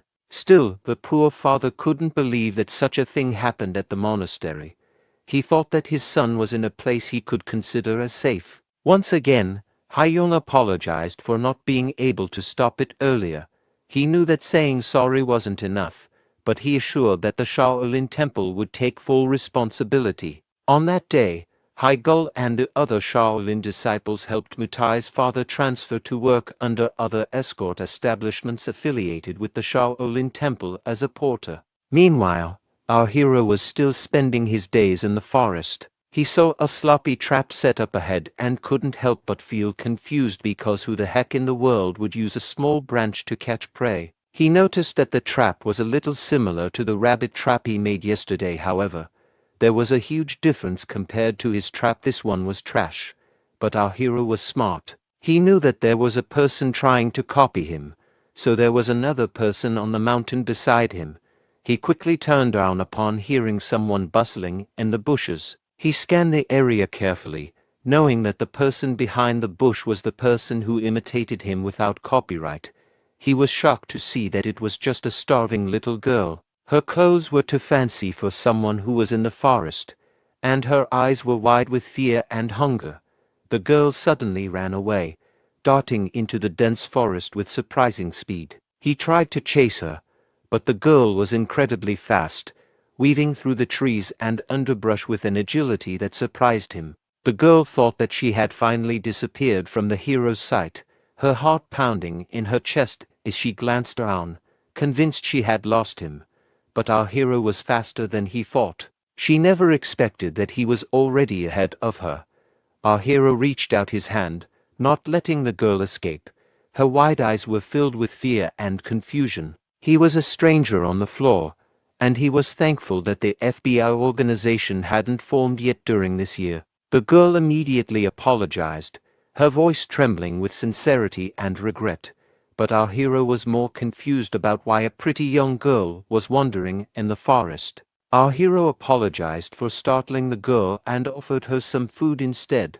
The little girl delightfully accepted his proposal, enjoying every bit of the meat. Murim started acting cunningly, remarking that she must be hungry and jokingly boasting that she tried to copy his trap. She confirmed that she indeed copied him. However, she asked, "You are a monk, aren't you? Not allowed to eat meat?" The atmosphere got awkward, so Murim stated that he had his own circumstances and that she didn't need to mind the minor details. Murim then asked, "Why are you so deep in the mountain?" He added that the place was under the Shaolin Temple, but judging from her clothes, she seemed like she was from the outside. The little girl lost her appetite after hearing our hero's answer. She glanced away, uncertain how to respond to his question. It turns out that her father left her, leaving her wandering in the dense mountain forest. Our hero realized that she had her own circumstances and decided not to ask about them. He gently changed the topic. "By the way, can you please keep my rabbit hunting a secret?" The little girl innocently asked for his reason. "Is it because you couldn't be caught eating meat?" Murim stated that there was another reason besides that.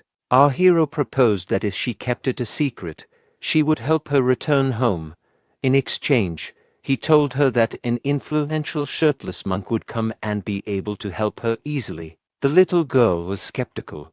She asked, "How did you know that he's coming?" Our hero smiled and said, "Because I can feel his presence." He told her that he just needed to wait at the entrance of the cave, and the shirtless dude would arrive. While Mad Dog was about to check on our hero, the little girl asked for his help. She stated that she got separated from her group and lost her way.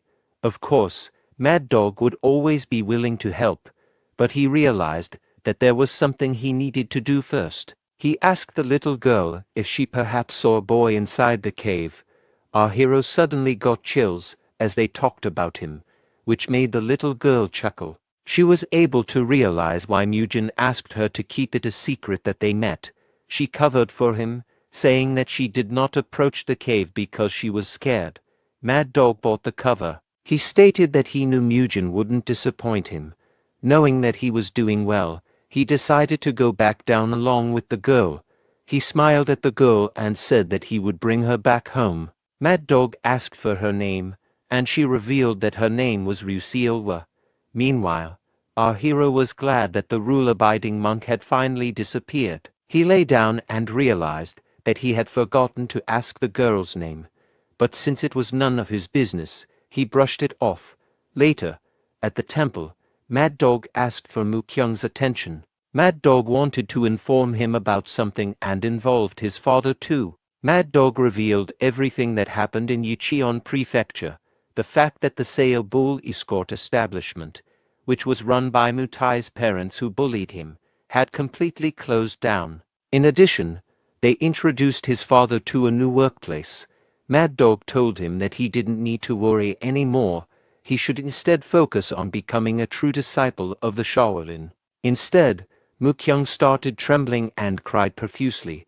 Feeling a sense of relief that everything was finally settled, he told Mad Dog that he would do his very best. Mad Dog patted his egg-shaped head while Mukyung told him his promise. It was all thanks to Mujin, who reminded him that the Shaolin Temple would never abandon a disciple. On the fourth day, our hero was glad that the survival training he received from Special Forces paid off, helping him to hunt easily. But there was one thing that he didn't think of. When he cooked the meat for the little girl, he realized that he cooked the meat with an open fire, allowing Mad Dog to almost catch him. So, in order to leave as few traces as possible, he decided to cook in nearby caves instead. He wanted to make sure that he left as little evidence as possible since he wouldn't have enough time to clear up all the mess and pluck out the rabbit's fur. He decided to cover it in mud, cook it, and then pluck out the fur along with the mud. Although it wasn't perfect, he would be able to get his protein that way. It was also his first time eating meat after coming to the Shaolin Temple, so he felt much relief from it. The fifth day had arrived. He decided to get up earlier than the bells striking the Shaolin Temple to face the world in a lotus position. But that was not for the sake of training hard in meditation. It was because of the presence of a certain someone who regularly checks the cave. Mad Dog was amazed. He thought that he was already hard-working, but to think that our hero would meditate early in the morning was impressive. He slowly approached, trying his best not to break his concentration. He took the empty water container to change it into a refilled one. He was thoroughly impressed that our hero hadn't noticed him. He thought that Mujin was too focused for him to even notice. He handed him the bag of rations, ensuring he had enough food to sustain him until he reached the seventh day. Before taking the food, Mujin made sure that everything was all clear. He looked at the volume of the ration and couldn't believe that they expected a young kid to survive on something like this for a week. He found the punishment too harsh. He decided to eat the grain ball and drink the water that was given once a day. He also made up for the energy that he lacked during his hunt. At this point, we could say that hunting became a routine of his. On the sixth day, our hero proceeded with his workout routine in order to use the protein and energy he had consumed. But before doing so, he made sure that his body was warmed up as much as possible. As he kept moving his body, he realized something. The breathing method used while exercising was similar to the energy circulation technique. So he tried his best to challenge himself by combining the enlightenment cultivation technique and exercises to start his own kind of training. The result was that his body was feeling more refreshed than ever before. By this time, he didn't know that this process was the training process of the energy accumulation art. The final day had arrived. Mad Dog arrived early in the morning, stating that his wall-facing meditation had ended, allowing him to finally get up. "I see, so may I speak now?" Mad Dog told him that he was now allowed to speak. He also added that he would be participating in today's morning training. While walking in the mountains, Mujin asked about how the incident had been handled. Mad Dog replied that after they investigated the Tai's family, they found out that their establishment had been committing numerous atrocious deeds in the village, so they destroyed the martial arts of everyone in that place and shut them down. He also added that they introduced Mukyung's father to a new workplace. In the middle of their conversation, Mad Dog said that they increased the intensity of the training regimen. "So far, I allowed you to train in your own way because of what I promised you, but to be fair to the rest, you'll need to follow the training of the Shaolin Temple now." Mujin frowned, expressing his frustration that they were still embroiled in their bizarre exercise odyssey. Our hero asked if he could simply increase the intensity of his own training regimen instead, but Mad Dog asked him to try the Shaolin way first. At the training hall, he was greeted with smiles by his friends, whose warm welcome made our hero feel like he belonged. They told him that the training had become really tiring lately, however. Seeing him again made them feel refreshed. Mukyung kindly informed him that he almost gave up. On the other hand, Mugging boasted that something like that was a basic thing to do. Hayung then arrived, telling everyone that training was about to start. He asked them to get in their positions as quickly as they could. The seniors brought a bag of sand pouches and gave each monk the required amount. The monks were feeling skeptical about whether to wear it or not. They knew that these sand pouches would serve as extra weight, which was why the training had gotten tougher. Ha-Young then announced that they would proceed with the horse dance. Every monk was struggling, and even though Mujin had returned, the training did not stop. As the training got tougher, everyone started sweating profusely. However, our favorite gym rat was happier to do so. He could finally smash his PR by using the sand pouches as free weights. Although he didn't like the grip and weight distribution of the sand pouches, he gladly used them for the sake of gains because he knew that he wouldn't be training as a bodybuilder at this age. It was the perfect opportunity to use it to increase his strength instead. The senior monks immediately noticed that he was yet again doing an exercise they had never seen before. They started calling him dense for not reading the situation. On the training grounds, Mad Dog then arrived, pissed that our hero had turned the Shaolin training into a circus show. The seniors were thrilled that Mujin was about to be reprimanded by Mad Dog. Mad Dog's frustration was evident. He gritted his teeth hard, and veins had started popping out on his face. But then he noticed that our hero was sweating more than the others. It prompted him to think that our hero's regimen might be tougher training than his. But that wasn't the main point because he started feeling a sharp sense of energy around him. He wondered if our hero had already known about the energy accumulation art. Energy accumulation art is an energy circulation technique that can only be done once one has successfully accumulated energy in their body and has gotten used to the energy to a certain degree. This art allows the user to break out of the norms of a physique and display superhuman strength. The boulder-breaking demonstration that Monk Ha-Young showed previously belongs under this category. It is also possible to use it to do things like flying in the sky or moving at extremely fast speeds. However, not everyone can attain this. It is something that can only be attained after an epiphany of energy has been achieved after numerous trials and errors. That was how it was supposed to be, but Mad Dog was shocked by what he was witnessing.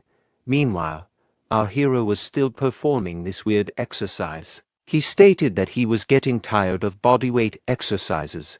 He was glad that he got these freedom bells. He started chasing the pump like Arnold Schwarzenegger, with each repetition that he did on triceps overhead extensions. The early morning training, which involved sand pouches, was hell for everyone except for Mujin. He proceeded to pump up his shoulders, aiming for that 3D boulder look by doing lateral raises with a face full of ecstasy. He enjoyed every second of the training. On the other hand, the other young monks were surprised by his weird posture and began to stare at him. But Mad Dog looked at Mujin in a slightly different light. Judging from what he was witnessing, our hero's regimen was working. He wondered how he managed to use the accumulation of energy art at such a young age. Mad Dog interrupted Mujin, asking to give him a second. He told him to follow and insisted they have a private talk because he wanted to ask him about something. He brought him to Ha-Young, who stood there in disbelief. He was also deeply shocked by the event because the auras emanating from our hero were a result of his energy accumulation art. He said to himself that it was probably the result of the wall meditation training, but he was worried that if he told them that, he would basically be admitting that he was doing other stuff and not serving his punishment, so he brushed it off, saying that he was just testing things out. He told them that his family had emphasized a lot of breathing techniques, and it seemed that he got excited about today's exercise. He added that his family's breathing techniques were similar to the energy circulation technique, so he applied the same principles. The eyes of the two widened in shock, their expressions frozen in disbelief at what they had just witnessed, like they'd seen a monk with long hair for the first time. Ha-Young knew that energy accumulation art should only be possible after the basic enlightenment cultivation had been mastered. Although that technique was only a basic technique, it would still take a few years for someone to master it. Among those who mastered it, only a few were able to effectively use the energy accumulation art, a technique requiring profound skill and deep understanding.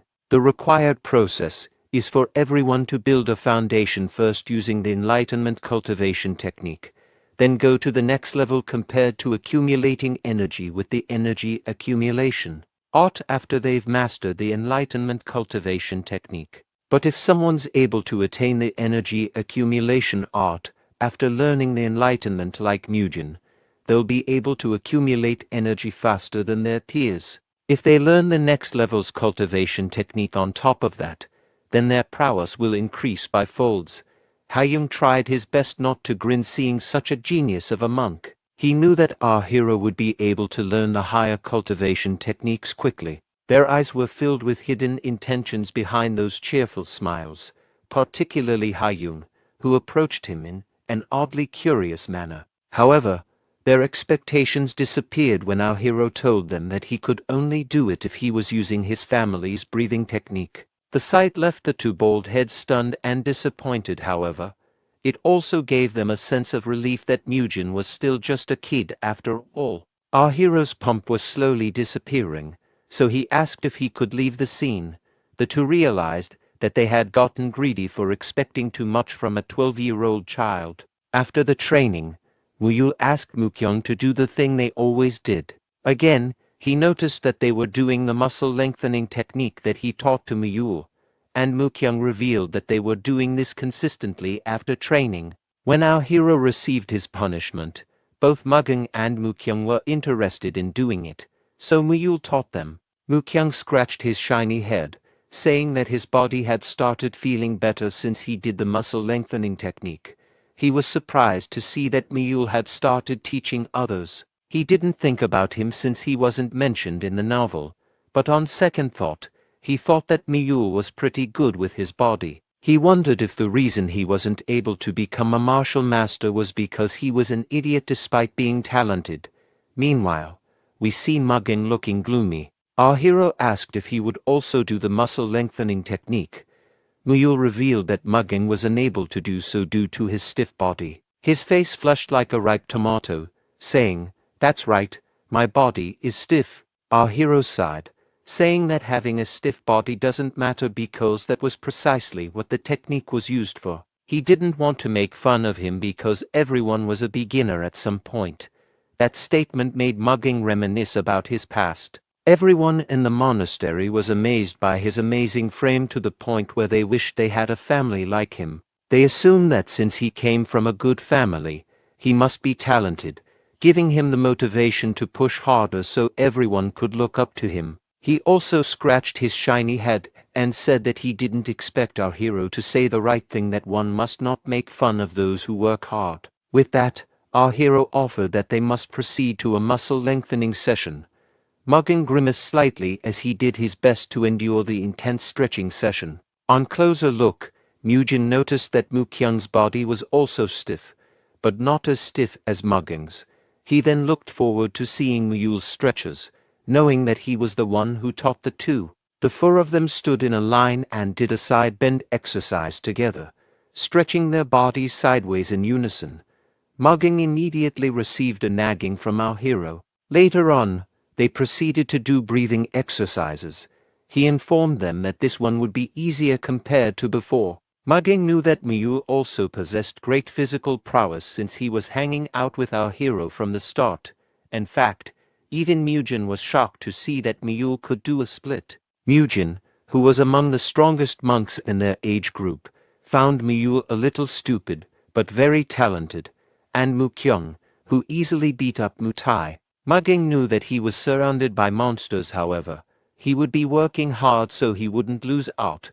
For him, he wanted to become the strongest. It looks like the future of Shin is in good hands. Days passed, and thanks to the addition of sand pouches into the dawn training, our hero enjoyed his time doing various free weight exercises.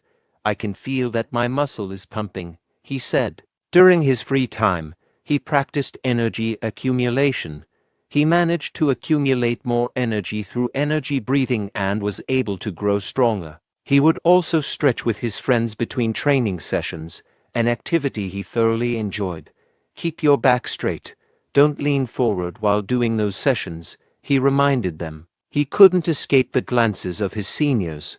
Their eyes seemed to follow his every movement, and they couldn't help but notice how his body was getting swole. As the days went by, his shoulders, especially, had broadened and become more defined, a testament to his intense exercises. They wondered if his impressive gains were due to the special method he was training along with his friends.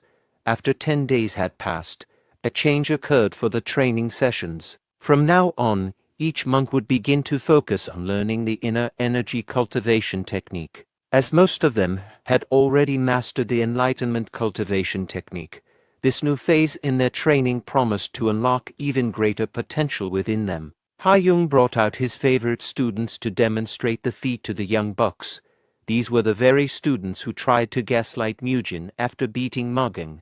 The first move is the core punch. This is done by starting circulating energy and then pulling the accumulated energy in the core to go past the energy C point, the gastric cavity point, and the palace point. After those complicated Shaolin yaps, 70% of the energy will go by their right arm, pass by the breath vessel point, and then head to the shoulder bone point. The remaining 30% will go to the left arm.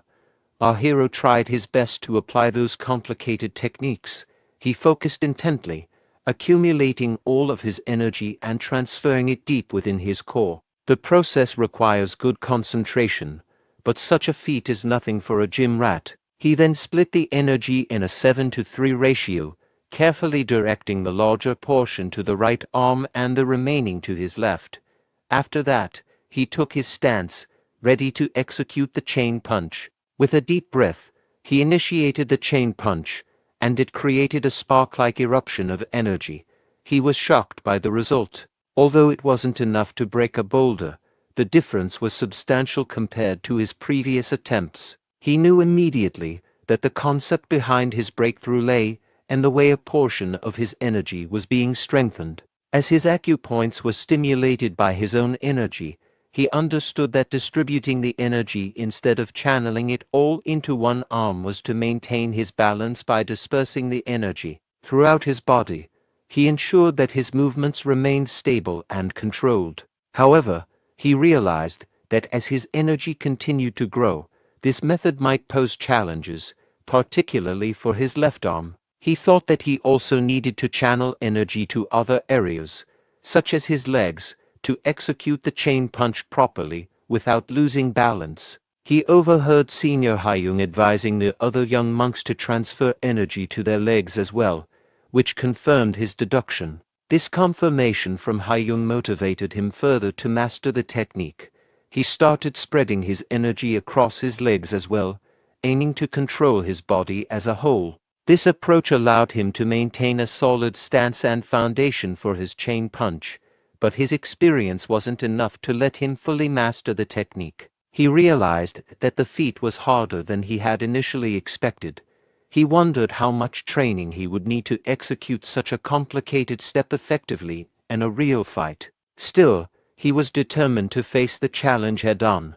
He was driven by a strong desire to gain the same power and mastery as the protagonists from the novels he had read before. But then he saw his best friend Mule performing some random dance moves as if he were engaging in a ritual dance to summon a legendary dragon. He knew for a fact that Mule would find the process complicated, as even he struggled with the daunting task of spreading his energy. But the vibe Mule was giving was the same as middle-aged white women doing anything except a normal workout. Mule's actions were enough to make him facepalm and say, "This guy is screwed." Concerned, he approached Mule in a calm and composed manner, trying to understand what was going on. Mule looked up with a sheepish grin and admitted, "I can't remember what we were told to do." Our hero tried his best to be mature and asked, "Can you tell me what you can't remember?" He instantly regretted asking when it turned out that this egghead had everything upside down. Rather than starting from the energy C, the palace point, and then to the gastric cavity point, he stated, "I think it goes from the energy core to the great palace and then to the gastric point." Even when it came to something as basic as the 70-to-30 energy distribution, he managed to get it entirely wrong. His understanding was so flawed that it became evident he had an attention span of a tick-tock. Muyul was deeply embarrassed by such a glaring mistake, especially after our hero took the time to correct him. Our hero, on the other hand, had an internal monologue, so that's why he was never mentioned in the novel. Despite being talented, he's too dumb. Our hero tried his best to explain the technique as simply as possible. He advised Muyul not to worry about the acupoints and instead focus on where he was pointing his finger. He pointed to his abdomen and asked if he could gather it there. Then he advised it to move swiftly yet smoothly until it reached his shoulder. Immediately, Muyul managed to do it thanks to our hero's simplified energy accumulation technique for dummies. He sighed with relief, realizing that teaching his best friend wasn't so difficult after all, as long as he explained everything at a lower pace. But Muyul quickly forgot everything he had been taught. Our hero sighed once more, this time with a mix of frustration and resignation. If only he could punch a kid without consequence, he would do it. This kid has the brain of a goldfish. During those tough days, our hero learned the chain punch technique. For days, Hayoung and the second-class disciples would teach one new step each day. Since it is a foundational martial art, there aren't a lot of moves to follow, and they were able to teach everything within 10 days. After that, everyone was trained separately based on how fast their progress went. It was rigorous and intense, however. Each young monk was determined to become stronger now. In the present, 71 days had passed. Mujin, Mugging, Mukyung, and even Muyul were training diligently. They managed to successfully learn the 10 moves of the chain punch, however. The feat wasn't easy. Mugging, who was sweating profusely, told our hero that 20 seconds had passed when our hero stood up. We were treated to a glimpse of his impressive, well-defined back. Those muscles were a testament to his hard work and discipline for the last few days. Our hero smiled at Mugging and suggested they move on to their next training session. Nothing beats a good old squat, he said, eager to shift the focus to the fundamentals of Shaolin. During the dawn training session, Instructor Mad Dog was visibly impressed that none of the young trainees had given up. All of them were pushing themselves hard and remained committed to learning Shaolin.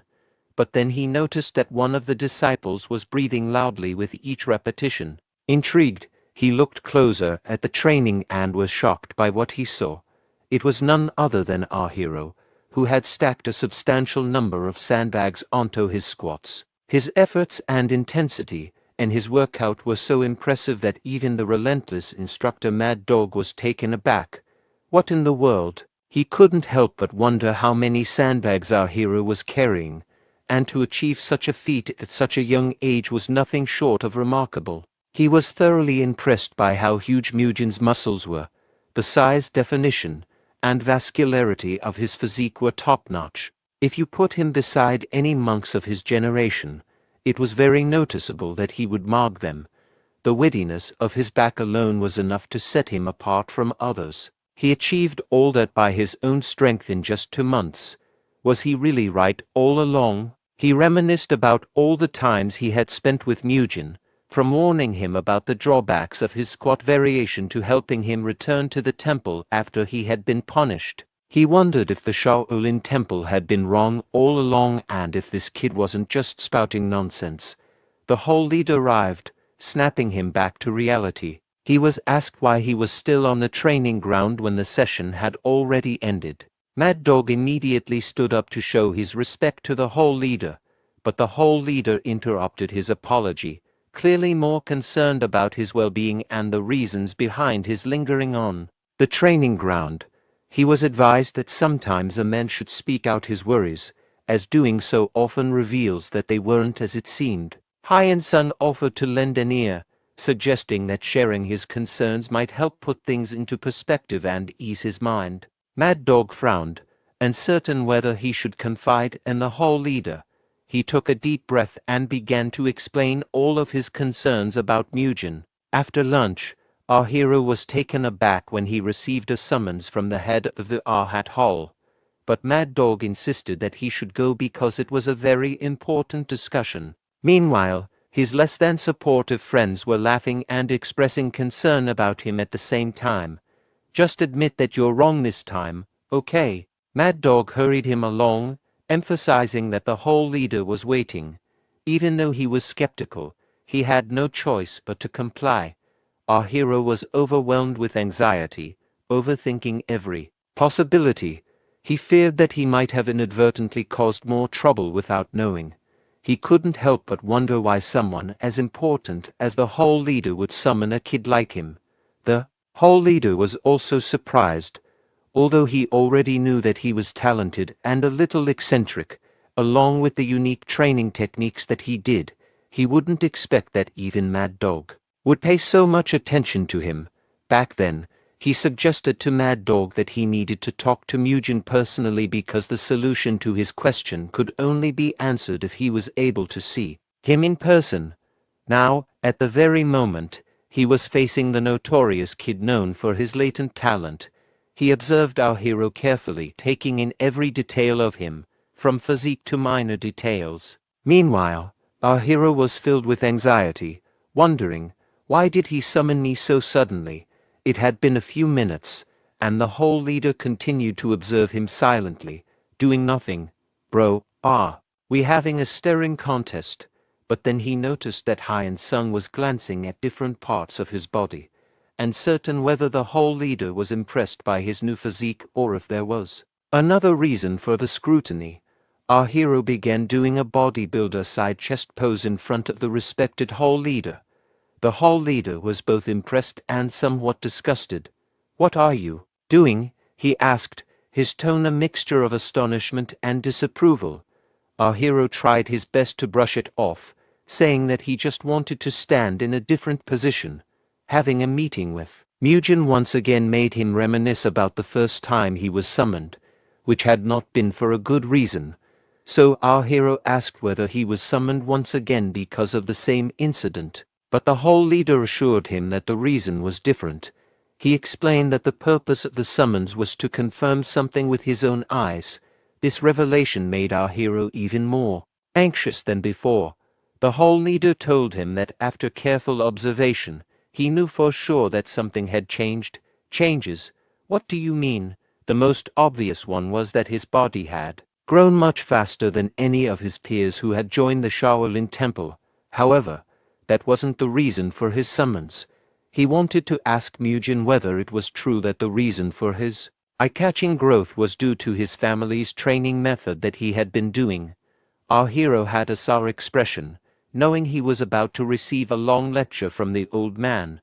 This BS again? So, he took the courage to ask whether he was asking to find out whether his training was indeed better or not. But contrary to his expectations, Hyan Sung told him that he wouldn't lecture him, as the Shaolin Temple isn't close-minded. In fact, he wanted to make a proposal to our young man. Murim was confused. He thought that this old man was finally losing it. For all of the days he spent training under the temple's care, he received nothing but criticism from the seniors. The whole leader revealed that the reason the Shaolin Temple had been able to last for 1,000 years was that they had maintained a mindset to fix their shortcomings and take in what was good for everyone. There were times that they must be gentle, but there were also times that they must be tough. In other words, if our hero's training regimen was indeed good, then he would consider it. That statement left our hero in shock.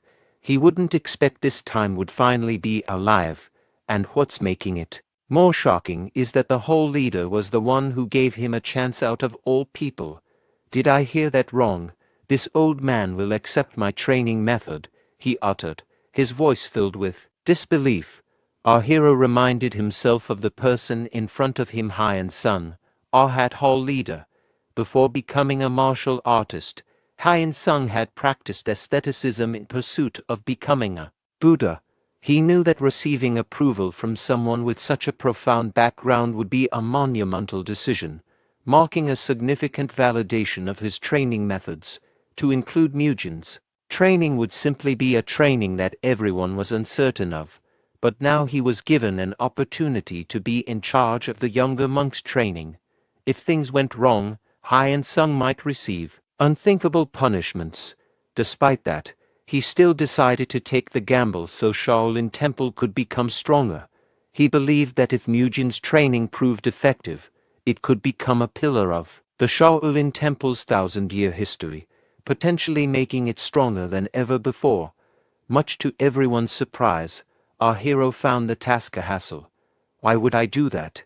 he asked, his tone reflecting his reluctance and frustration with the idea. Hyun Sung couldn't believe that he was receiving such a rejection. Our hero had been fighting for his own way of martial arts for months, yet, now faced with a significant opportunity, he seemed unwilling to do it. "What do you mean you refuse?" he exclaimed. Our hero argued that there were 70 new monks he would need to teach, and it might hinder his own training. Additionally, since the incident from before, he had been cast out by his peers and treated as if he were insane. Given this reception, he felt that no one in the temple would follow a lunatic like him. However, that wasn't all.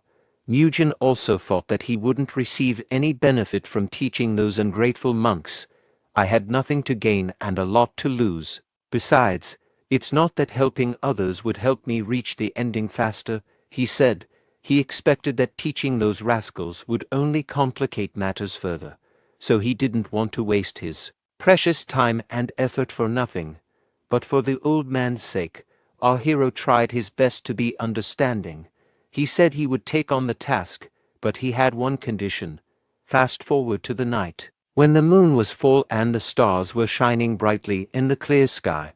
The young bucks were sleeping soundlessly, unaware of what lay ahead. Our hero inhaled deeply, preparing to make the loudest shout he could muster to wake the monks from their slumber. With a forceful exhale, he unleashed a powerful call that echoed through the quiet night. Everyone was confused and startled. They knew it was still dark and wondered why practice had already begun, even though they hadn't heard the bell yet. The abrupt wake-up call of our hero left them disoriented.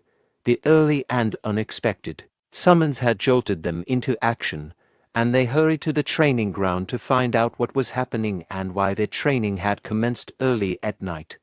There, they were in shock to see the person behind the unexpected disturbance. Their eyes widened in disbelief as they recognized our hero, who stood ready to begin the training session. What was even more shocking was that Mujin was standing next to Hyung and Mad Dog, individuals they held in the highest regard and considered masters of martial arts. Hyung revealed that the reason for waking them up earlier than usual was that they would be adding some training to warm up their bodies before the dawn training.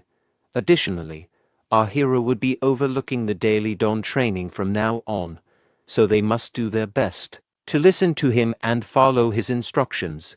Most of the monks started laughing, however. Mujin had already expected that he would not receive a great reaction. He knew it was inevitable for tongues to wag if a peer who had a lousy reputation was suddenly put in charge of training. However, now that he was in charge of this, he wouldn't let them underestimate him any more. He took a deep breath, asking everyone to keep quiet. His commanding voice echoed around the temple, honed by his military experience. It was made clear that our hero wasn't joking. With a commanding presence that even Mad Dog was left in awe, he stated that from today forward, he would be teaching the training methods of his family during the dawn training. During the training, he advised everyone not to treat him as a new monk like them. Instead, he wanted to be called instructor. His demand for respect and recognition was foreseeable. That made Hyung even more impressed. Who would have expected that, besides his talent and shiny head, Mujin also possessed the traits of a leader? Judging by the look in Mujin's eyes, it was clear that he was not here to mess around. His determination and willingness to become an instructor were palpable, reflecting a serious commitment to his role and a readiness to lead with authority and purpose. Meanwhile, Mugung noticed that the other monks behind him were laughing at our hero. Their mocking laughter and whispered insults angered him because he knew Mujin was the real deal. Our hero wouldn't allow such disrespect. He gritted his teeth. his resolve hardening as he prepared to address the mockery and defend his position. He looked at them and asked, "Why are you laughing? Do you think this is a joke?" His voice was sharp and demanding. That statement struck fear into the young monks. They were visibly intimidated, and their laughter faded as they realized the seriousness and commitment of our hero. To finish their skepticism, he asked anyone who had issues with him being their instructor to step forward. He also included the two who had laughed earlier, making it clear that he would put a stop to their doubts and disrespect. Of course, the young monks seized the opportunity to step forward, eager to voice their objections and challenge his authority, for young monks had cornered him, but he stood tall, unwavering in the face of their challenge. His posture and demeanor exuded confidence and resilience, making it clear that he was prepared to address their concerns by finishing them all in the sparring. As soon as the sparring started, the monks rushed forward, their intentions clear as they closed in on him. However, their attempt backfired. Our hero ducked swiftly, causing the monks to collide with each other. They forgot to turn off the friendly fire before the sparring started. One of the monks began to panic, realizing that Murim was nowhere to be found. Anxiety gripped him as he feared that Murim might reappear unexpectedly.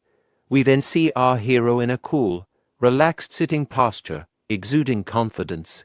He claimed that he had bulked up so much that there was no way he would lose. He moved swiftly, getting behind one of the monks. His quick and precise action caught the monk off guard. He immediately tried to choke the monk out by performing his iconic rear naked choke. The monk immediately called for reinforcement, realizing that he was in a tight spot. With powerful punches, Murim scattered his opponents in different directions, and they were still unable to damage him. All four of Murim's opponents were lying on the ground, and the boy asked if there were any who wished to spar again. There was no one willing. All the students lowered their heads. Murim said that from today onwards, he would be in charge of the training and should be addressed as mentor during their time. Now everyone, get into a supine position. The one whose belly touches the ground will have to do twice as much. On the count of 2, extend your arms and raise your body. Biob Gang watched the boy practicing and thought that he was acting like an experienced coach. Murim's method of training gradually developed, but he could not handle all the students alone. So he took some of his companions to help him, so they could train and supervise everything with him. The boys began their duties. Murim hoped that peer education would help him become more confident. Although Biob Gang was a monk, he was more like a soldier. Thanks to Murim, he had learned a training method that suited him perfectly. The children, who were so silly at training, obeyed all the commands without question. Murim would let them loose when necessary, but if they crossed the line, he would make them train harder. Biob Gang decided to try this method with his students. The effect of the training became apparent very quickly. Perhaps the reason for this was the age of the students. The physique and stamina of the boys grew noticeably. The senior monks, who were initially distrustful of Murim's training, eventually began to trust him when clear results appeared. They made, at Murim's request, what he had asked Hyun-sung for in exchange for agreeing to train: a barbell rack, a barbell and discs, a weight rack, and a bench press set. Murim was overjoyed when he saw all this. True, it was all made of wood, but it should be fine. The weight shouldn't be too heavy, and you can also use sandbags. In fact, even with 3 assistants, it was difficult to train 70 disciples. Murim didn't have enough time for his own training, so he asked for custom equipment to be made. He called it the 3 great exercises of the Murim. The monks wondered if the young monks would become even stronger with these things. Murim was sure they would. He was thrilled at the thought of how his muscles would grow. Now, for months later, through constant training, Murim's body had changed a lot. The total weight of the barbell and discs he was now lifting was 90 kilograms. Murim, who was only 13 years old, was growing up fast and could do such a thing. He performed regular squats with a barbell, finally completing 12 lifts. Now the total weight for the 3 main exercises was 230 kilograms. Every day, he felt a sense of satisfaction by studying with other students and not neglecting himself. Murim was finally living life to the fullest. It went on like this until the fall came, and when the first greens appeared. At that time, 20 young disciples left the Shaolin Temple. They were children who could not master the martial arts within a year. Ha-young noted in a conversation with Hyun-sung that significantly fewer kids had left compared to last year. Hyun-sung replied that it was all thanks to Mujin. Now, to deny the correctness of Mujin's method would be foolish. Hyun-sung became a supporter of the boy's method. He wanted to put additional bars and benches equipped for bench presses on the training machines. Hyun-sung hoped the simulators would be made in large numbers, but even in the great Shaolin Temple, there was a restriction of money. Fortunately, Hyun-sung found a way out. He had been practicing Buddhism for about 50 years and knew he couldn't rely on anyone's help. But he was very much looking forward to the exams. The mountain exam is the last test for beginning apprentices. It is also a test for the selection of permanent students. If this exam proves the results of the Mujin method of training, then the new equipment will not have to be worried about. 6 months later, Mujin had grown 10 centimeters and reached a total of 400 kilograms in the 3 major exercises in 12 approaches. He didn't build much muscle because it would interfere with his movements in battle. After all, he was a martial artist, not a fitness trainer, so he developed his muscles to a level that was good for their use. As a result, Mujin's body had transformed into the musculature of a martial arts master. Every muscle was developed differently than trainer Choi Kang-hyuk in his past life. While Mujin was busy practicing, Hyun-sung went somewhere. He came to see the Shaolin Temple's chief abbot to talk about the exam that would take place in 5 days. Word had reached the abbot that there were far more students left in the Hyun-sung Temple this time than in past years. Hyun-sung confirmed this. The abbot saw that Hyun-sung was very confident in his abilities. He also said that this time, the exam would be different from the previous ones. The Shaolin Temple chief abbot, Hyun-chun, listened to his subordinate attentively. He would be eagerly waiting for the exam to begin. He was also curious. Time passed, and the day of the examination came. All the high-ranking guests had gathered in Arhut Hall. Although there were usually far fewer guests for the final exam, this time, thanks to Mujin, 49 children made it to the test, not counting those who chose to become secular disciples. There were 42 children. Everyone wanted to see for themselves the veracity of such a large number of students. Of course, it wasn't without a lot of fuss. There were rumors that Hyun-sung had left so many students out of personal sympathy, but many thought that was unlikely.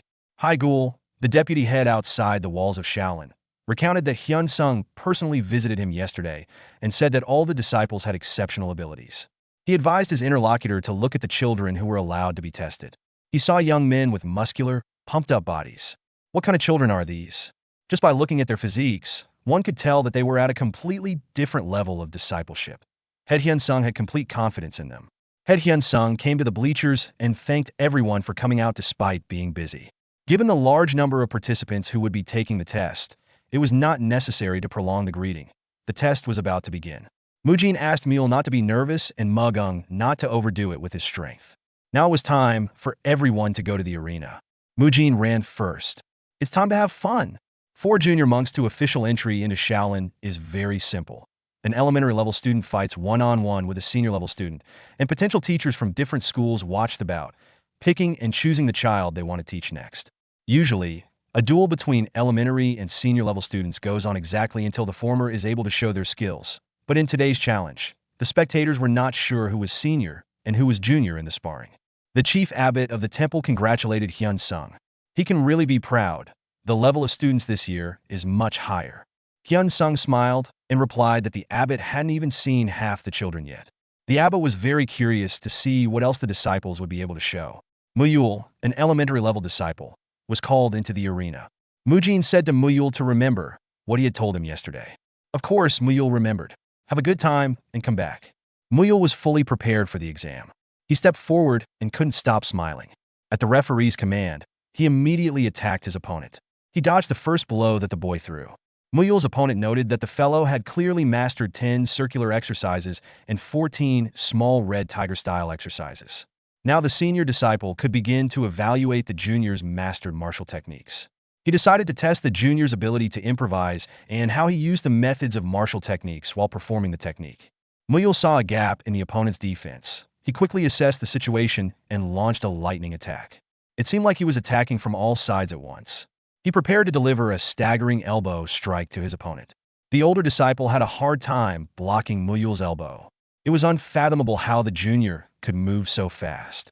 While holding Muyul's elbow, his opponent caught him in a grapple and delivered a strong left punch. It was impossible to dodge, and Muyul's defeat seemed inevitable. But Muyul twisted like a duck and released his elbow from the grip. In the same second, he leaned back and the blow missed its target. All the while, the boy was smiling. A surprised murmur went up among the spectators in the stands.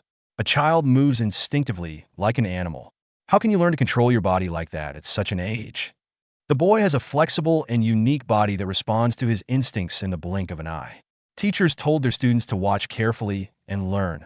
Hai Gul, the Shaolin head spotter outside of Shaolin, who was called Invincible Five Fists, said that this child should definitely be trained by him. He would fit in perfectly with his five-fist martial arts school. The duel was over. Mujin analyzed it. Muyul's animal flexibility was undoubtedly innate, and Mujin had long thought about how to improve it. Muyul was confused about his arms and legs at first while concentrating on blood pathways and flows. Then Mujin advised him to train only the connections between techniques, ignoring the flows. As a result, he memorized the movements of the techniques and the flow of internal energy in his body. If you couldn't memorize with your head, you had to memorize with your body muscles. Muyul was thanking his opponent for his work in the fight. The head abbot asked Hyun Sung how he managed to raise the level of his students so much. Did he secretly hand out talismans to them? Hyun Sung was very pleased. Many more amazing things are ahead of them. An entry-level student, Mugung, was called into the ring. Mujin advised him to just stay calm. During this year, Mugung had turned into a mountain of steel muscles. He wasn't nervous at all. The bleachers erupted in shouts of bewilderment. This one is a junior apprentice. There's some kind of deception. Maybe they're hiding his age. Mugung's opponent looked up at him from below. How could a junior disciple grow to 186 centimeters? Mugung thought that for this day, he had endured the toughest training. There's no way he'll lose. The referee ordered the start of the sparring match, and Mugung rushed like a bulldozer to attack. Mujin recalled that despite his outstanding physique, Mugung's body was like wood, so they emphasized stretching and then built up muscle mass. His appearance added to that, and now Mugung was an impenetrable and attacking tank. Mugung's opponent barely had time to dodge the impact of the hammer's power. Although the elder was considered a referee for the younger ones, he thought that if he held back against such power, he would definitely end up in the other world. He decided to urgently increase his internal energy and continue the fight. His fist was enveloped in a cloud of power.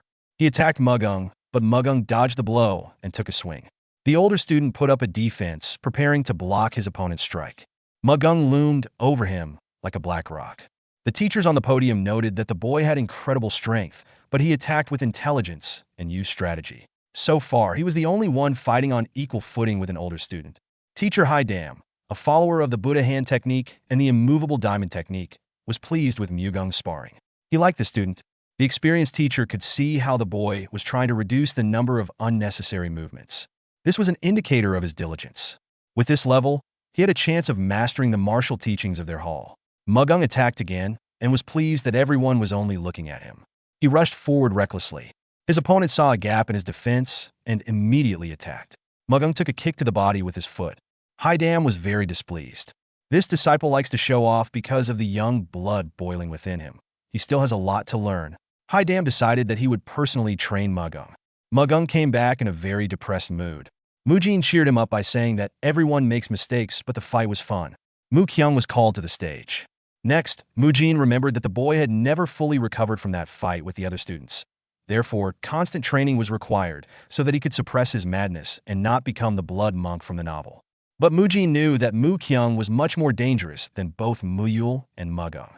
The older disciple was analyzing Mu Kyung's fighting technique. 6 sun hands, diamond fist, stone stand, stone finger. He used an infinite number of techniques. The guy seemed to know absolutely every technique. The older student was reflecting them and couldn't go on the attack, but it occurred to him that this kid was a genius. Mujin watched the fight.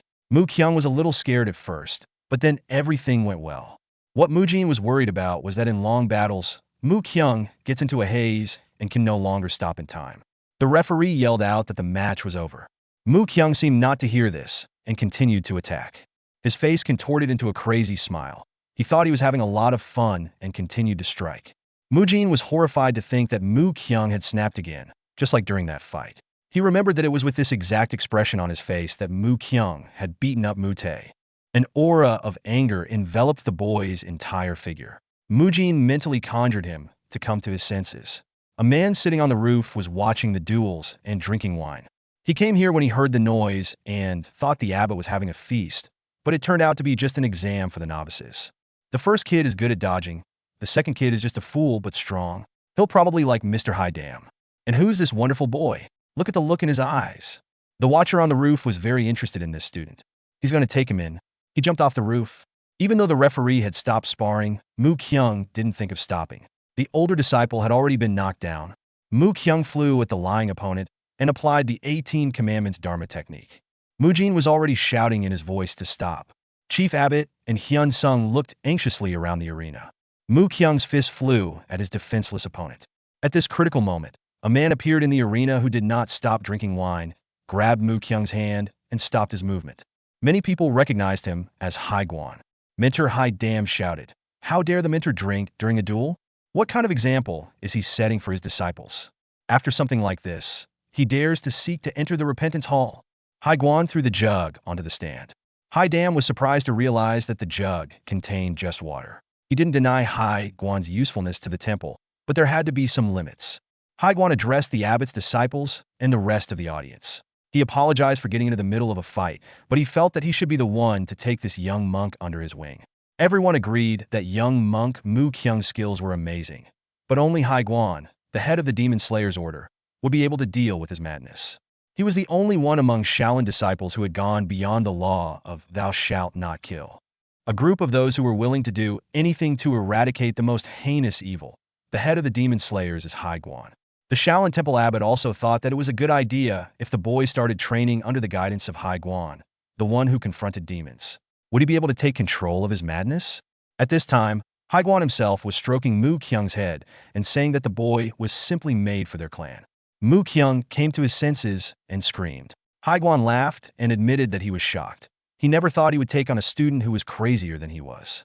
Seeing Mu Kyung and being overjoyed by this discovery, Hai Guan left the examination venue as if he was not interested in what was happening at all.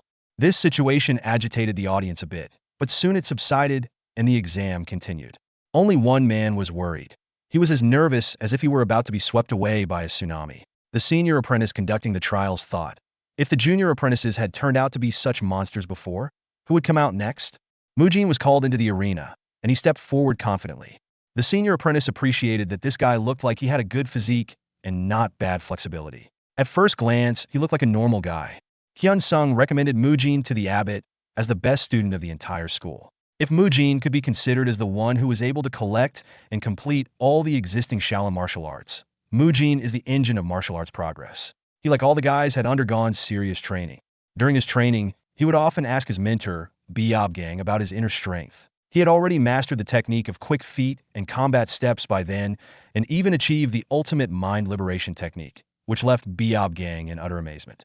But Mujin said he had difficulty with this technique. It usually goes smoothly, but sometimes it just doesn't work. For example, when he eats, drinks, or sleeps, the technique fails.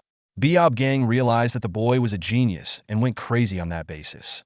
No one uses techniques when eating, drinking, or sleeping. He asked if the guy knew about the iron clothes technique.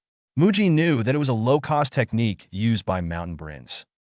Gang disagreed with him. This martial technique allows you to strengthen your body and protect yourself from metal weapon attacks. It was popular at one time, but then it became less and less common because it doesn't help much against masters who have reached a high level, as it is unable to protect against their swords and strong energy.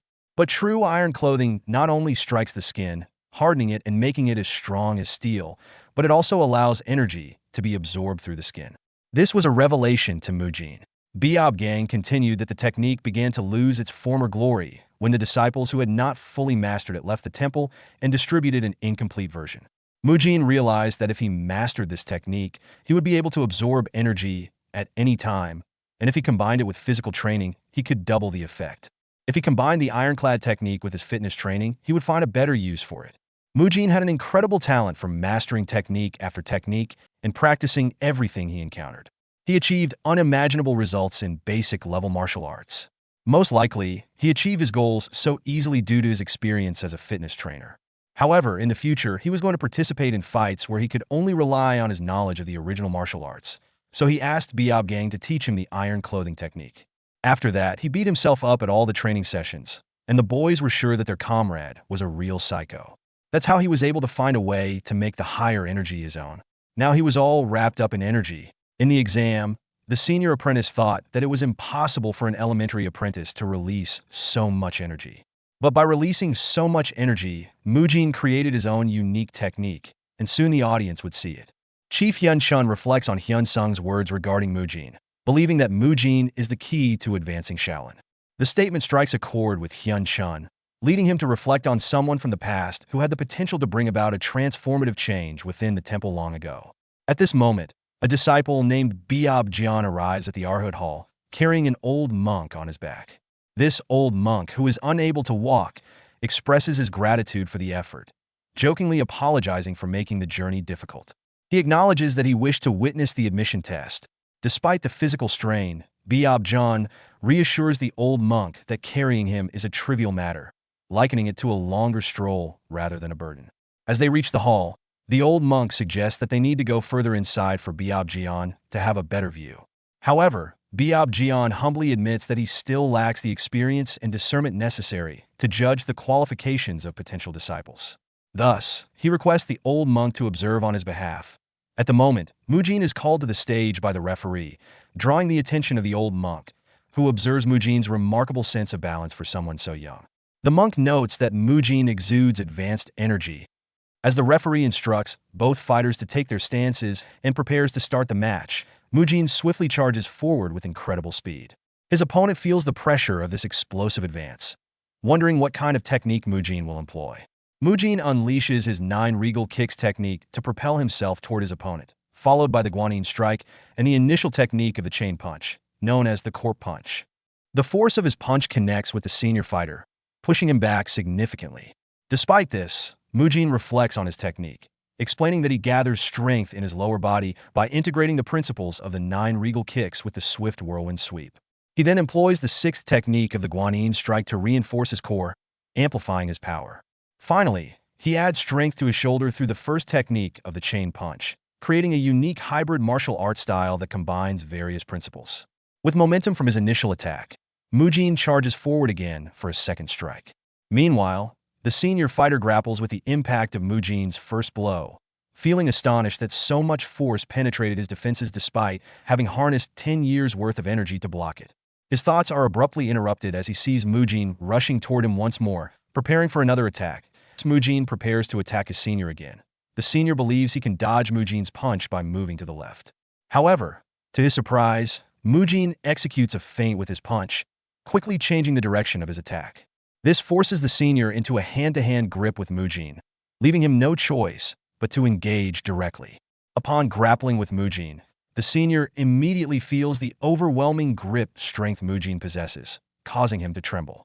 He realizes that he cannot afford to reserve any energy while fighting Mujin. In an attempt to counter, the senior throws a punch, but Mujin skillfully dodges it. The senior then attempts to evade Mujin's follow-up swing, but is unable to escape the onslaught. Watching from a distance, the old monk is astonished by Mujin's ability to exert such power with seemingly little energy. He observes that Mujin employs a variety of techniques: punches, palm strikes, kicks, and finger strikes, all rooted in basic martial arts principles. The monk notes that Mujin has mastered techniques like the swift whirlwind sweep and 9 regal kicks, which are fundamental Shaolin martial arts that utilize the legs. Despite being limited to basic martial arts, Mujin demonstrates an extraordinary ability to overwhelm his opponent. Instead of merely progressing to more advanced techniques, he innovatively combines what he has learned, creating something entirely new. This realization strikes the monk profoundly as he reflects on Mujin's potential. He recognizes that Mujin, despite his youth, is already on the path of a grandmaster, echoing the journey that the monk himself once traversed. As the fight unfolds, the old monk calls out to Biob Jian, requesting him to move closer to the training ground. Meanwhile, Mujin is fully immersed in the battle, reflecting on his journey over the past 2 years of rigorous training in both body and martial arts. He has rarely had the chance to unleash his full strength without the fear of seriously injuring an opponent. This moment represents the essence of true sparring, the thrill of facing a formidable opponent and fighting with everything he has. In this heightened state, it feels as though time slows down, allowing Mujin to focus solely on his adversary. Suddenly, Mujin's opponent steps back, prompting Mujin to ponder the reason behind this change in demeanor. Just then, he hears a commotion behind him and wonders why it is so noisy. The senior disciples murmur among themselves, speculating about the presence of an important figure. Meanwhile, Biob Jian approaches the training ground, carrying the old monk on his back. Mujin is puzzled by the scene unfolding before him. As the commotion escalates, Mujin observes Hyun Sung and Abbot Hyun Chun, who are taken aback and quickly drop to their knees in respect. The first chief, Hyun Chun, addresses the figure approaching, stating, "Grandmaster Hyun Guang." He pays his respects. This prompts all the other senior members present to also greet Grandmaster Hyun Guang with deference. Mujin reflects on the influence of Grandmaster Hyun Guang, noting how everyone, including senior disciples and respected figures, quickly paid their respects without hesitation. The atmosphere is thick with reverence as the Grandmaster addresses Abbot Hyun Chun, apologizing for disrupting the admission test. The abbot acknowledges this with an understanding nod, expressing that there must be a valid reason for the Grandmaster's presence. Grandmaster Hyun Guang then turns his attention to Mujin, directly stating that he has a question for him. This catches Mujin off guard, and he thinks, "For me?" The Grandmaster requests Mujin to lower his robe, which leaves Mujin puzzled. Although he feels somewhat unsatisfied with his own body, he reasons that there's nothing to be embarrassed about. Once Mujin complies, Hyun Guang observes him critically, noting that Mujin possesses a natural martial body. He then poses a question to Mujin regarding his fighting style, specifically asking if his body training was aimed at combining the 6 basic martial arts into a single form. This inquiry shocks Mujin, as he wonders how the Grandmaster figured out his approach to martial arts so quickly. The other senior disciples present are equally astonished, with Hyun Sung recognizing the connection between Mujin's fighting style and that of the Grandmaster himself. Abbot Hyun Chun inquires about Mujin's decision to focus on combining martial arts instead of learning a wide variety of styles that Shaolin has to offer. Mujin responds candidly, admitting he is not that smart. He explains that instead of complicating things by trying to learn numerous martial arts, he aimed to identify the ones that suited him best and concentrate on those. This approach was the result of a year of contemplation.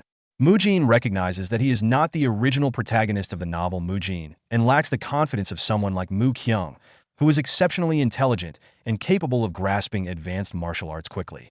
Thus, Mujin developed the concept of hybrid martial arts, which synthesizes basic martial arts. He understands that while this method is effective, it poses significant challenges.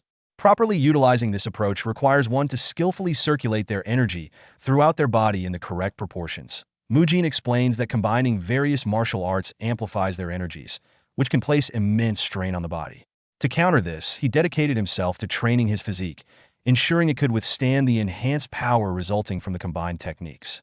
Essentially, he believes that as long as he maintains a strong body, he won't have to overthink the complexities of energy management. Grandmaster Hyun Guang, observing Mujin's physique and technique closely, notes it seems he also learned the Iron Guard.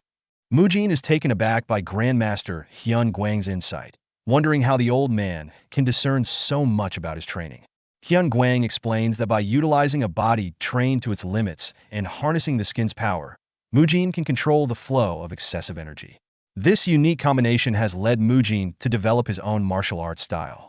In his mind, Mujin ponders the Grandmaster's true identity, realizing that Hyun Guang possesses a level of knowledge and skill that is extraordinary. Hyun Guang then surprises everyone by expressing his desire for Mujin to become the disciple of Biob Jian, which prompts Abbot Hyun Chun to clarify whether this means the Grandmaster will take on the responsibility of training Mujin personally. Later, in the Arhut Hall's leader room, Mujin reflects on the recent events and the significance of Hyun Guang's presence. He contemplates the Grandmaster's appearance. While he seems physically damaged, there is an undeniable aura of power about him. Mujin realizes that he has never encountered Hyun Guang in any of the novels written by the author, Ge Jiang. His thoughts are interrupted when Abbot Hyun Chun enters the room. Mujin stands to greet him, and the abbot inquires if Mujin is aware of Grandmaster Hyun Guang's identity.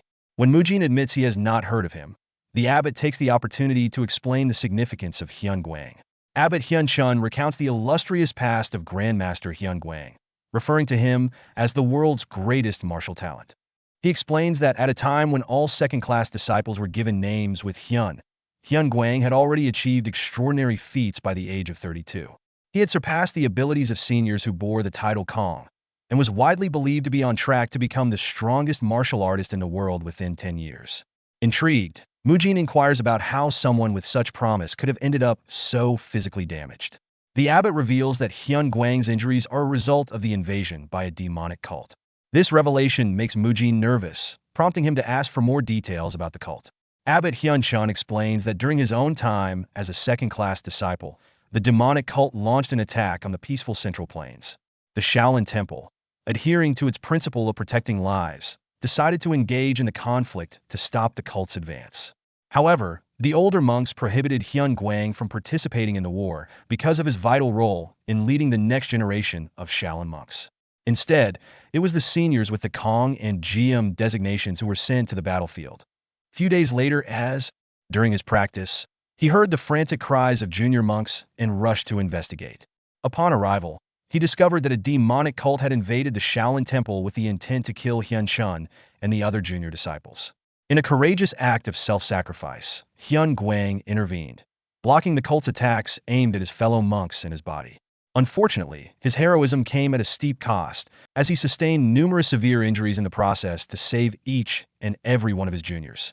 Reflecting on this, Abbot Hyun-chun muses that even if they had all perished that day, Hyun Guang's survival might have drastically altered the course of events.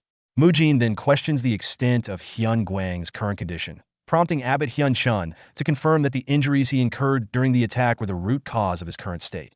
Mujin, eager to assist, proposes a treatment for Hyun Guang, expressing confidence in his ability to help. This surprises Abbot Hyun-chun, who doubts anyone, even the renowned divine physician or the powerful revitalization pill, could successfully treat Hyun Guang. Mujin clarifies that while he cannot restore Hyun Guang's inner energy or fully heal him to his former state, he believes he can help him regain the ability to walk independently. He stated Abbot might have heard this from monk Hyun Sung, but even monk Biob Gang's knees have improved as evidence of his capability. Just then, Hyun Sung enters the room, having overheard the conversation. He inquires whether Mujin's methods could also benefit Hyun Guang. Abbot Hyun-chun, intrigued by this exchange, presses Hyun Sung for more details about the events that transpired over the past 2 years. Hyun Sung explains how Biob Gang's knees recovered and highlighted Mujin's significant improvement in the training methods for the new monks. Abbot Hyun-chun, taken aback by Hyun Sung's claims, asks for confirmation about the training success. In response, Mujin references the results of a recent admission test, which demonstrated the improved physical capabilities of the new monks, thereby substantiating his claims. Curious about the implications for Hyun Guang's condition, Abbot Hyun-chun inquires whether Mujin's training methods could be applied to help him.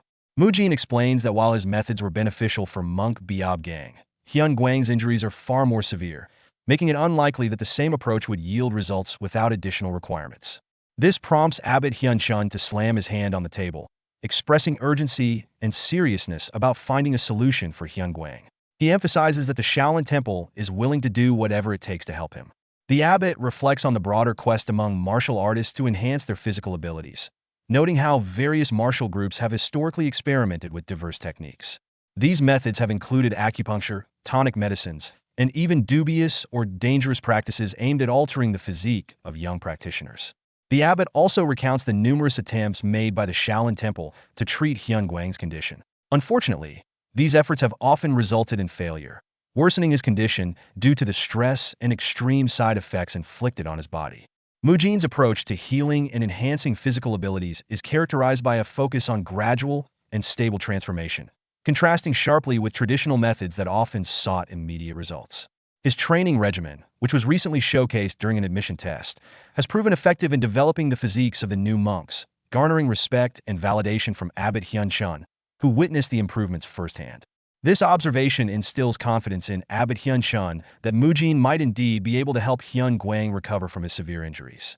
Contemplating the lengths he would go to aid Hyun Guang, Abbot Hyun-chun resolves to offer the great revitalization pill and is even willing to make significant sacrifices, reminiscent of the second abbot, Hai Jie, who was known for his extreme dedication. He is prepared to give up a limb if necessary. However, Mujin has different needs in mind that Abbot Hyun-chun does not yet understand.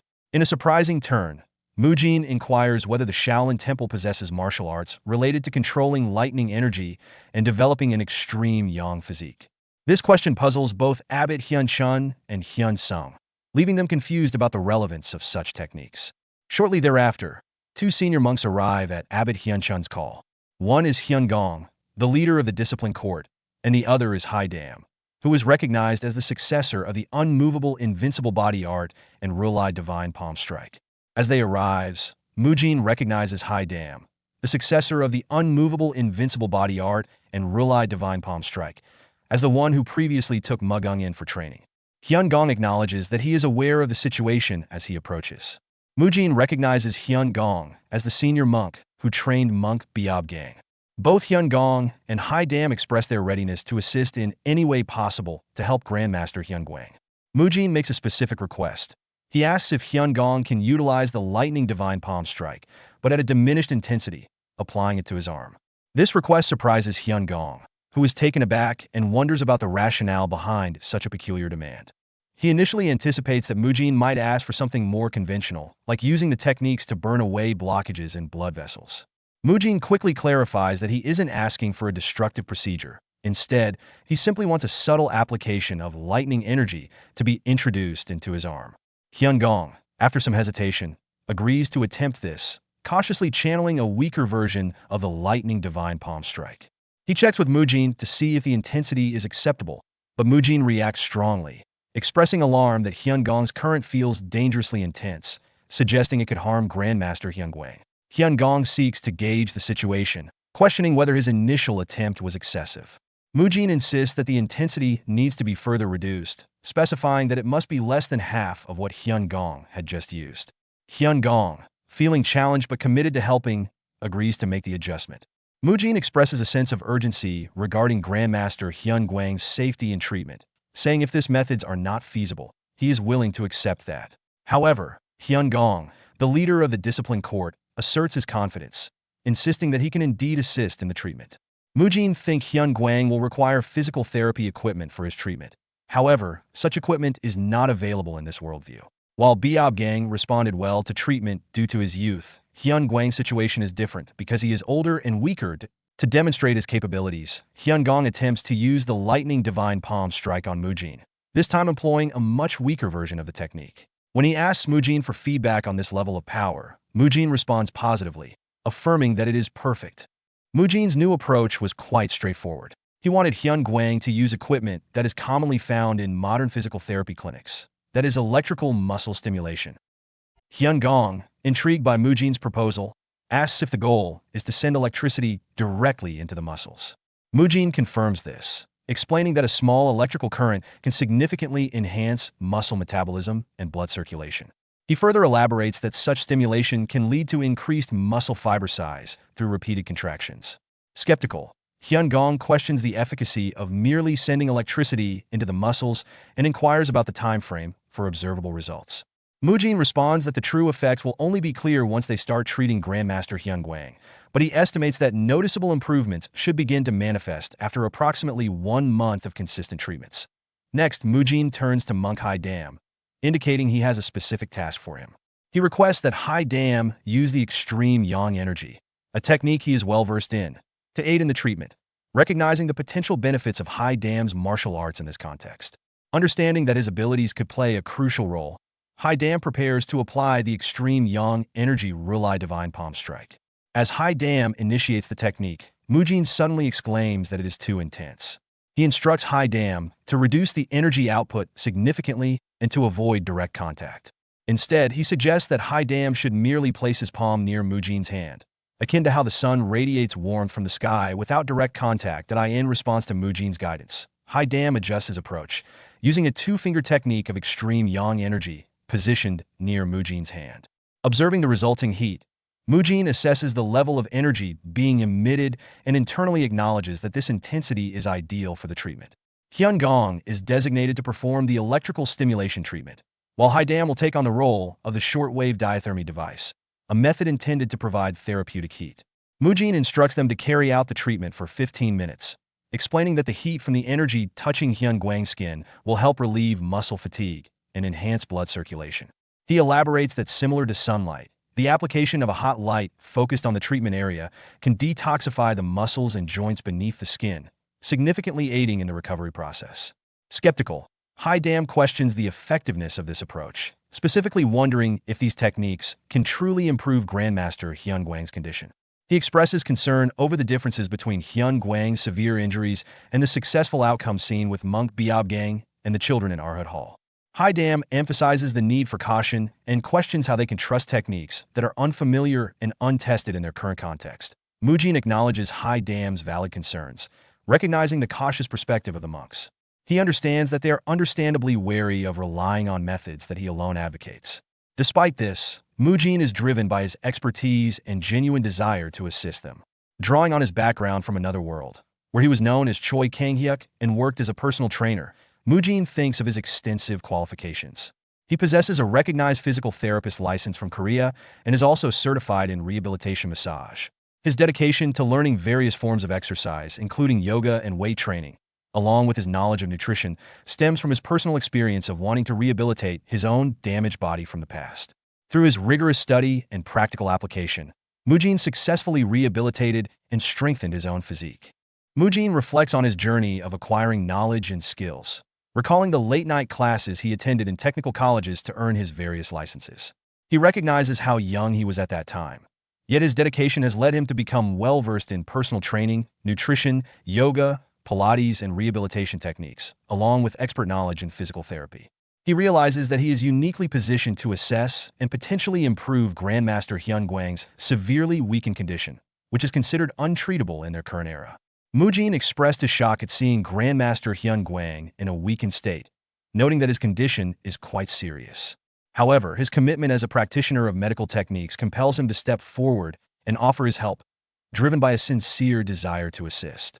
He openly invites the senior monks to voice any objections they may have about his proposed methods, assuring them that he will seek alternative approaches if they are dissatisfied. The senior monks contemplate their own struggles to help Hyun Gwang, acknowledging that despite their best efforts, they have been unable to restore him to a standing position. The possibility of utilizing a completely new treatment method that they have never before considered ignites a glimmer of hope. They recognize that if Mujin's medical techniques hold even a small chance of success for Hyun Gwang, it could be worth pursuing. Haidam, who had previously expressed skepticism and concern, finds himself unable to respond after hearing Mujin's earnest intentions. Finally, he asks Mujin if the estimated time frame for noticeable improvement is indeed 1 month. Mujin confirms this in a measured tone. Haidam states that they will adhere to Mujin's instructions for 1 month. However, he adds a caveat. If there is no visible difference in Hyun Gwang's condition after that period, they will ensure that Mujin faces consequences for what they perceive as potentially ridiculing their elders. Mujin emphasizes the need for Haidam and Hyun Gong to refine their techniques, specifically increasing the accuracy of the lightning divine palm strike and the extreme yang energy.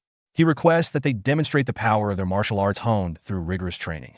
Haidam, initially skeptical, begins to reconsider Mujin's knowledge, pondering that his insights might indeed hold truth. After 2 hours of intensive practice, both Haidam and Hyun Gong appear exhausted.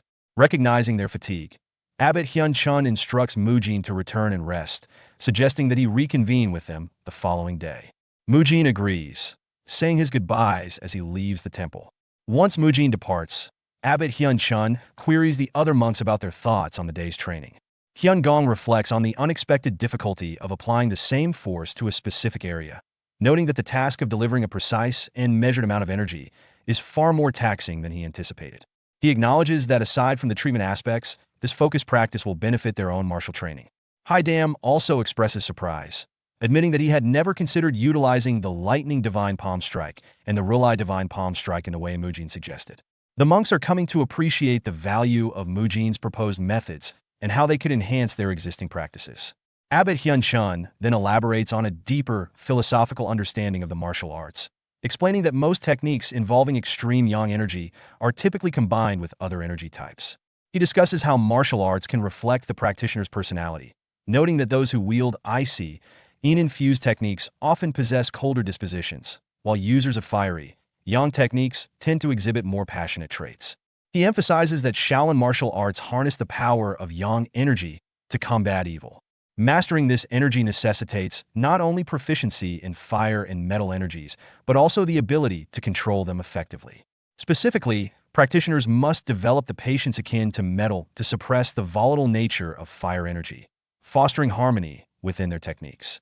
Crucially, Abbot Hyun Chun points out that Mujin's proposed treatment method aims to transform the huge bursts of strong energy characteristic of traditional martial arts into a continuous weak energy. This shift could bring about a more harmonious and stable application of their skills. Dam reflects on the destructive potential of skilled monks using martial arts, acknowledging that such power can quickly wreak havoc. He shares his surprise at the idea of employing inner energy to enhance their patience, expressing his intent to continue practicing even after returning to his quarters. Hyun-gong agrees, expressing a desire to adopt the new techniques and teach them to other monks once they gain a better understanding of the methods. Abbot Hyun-chun supports this initiative, recognizing its potential benefits, particularly for martial arts that utilize fire energy. With this newfound determination, Dam and Hyun-gong commit to further training, marking a significant advancement toward integrating Mujin's concepts into their martial arts practices.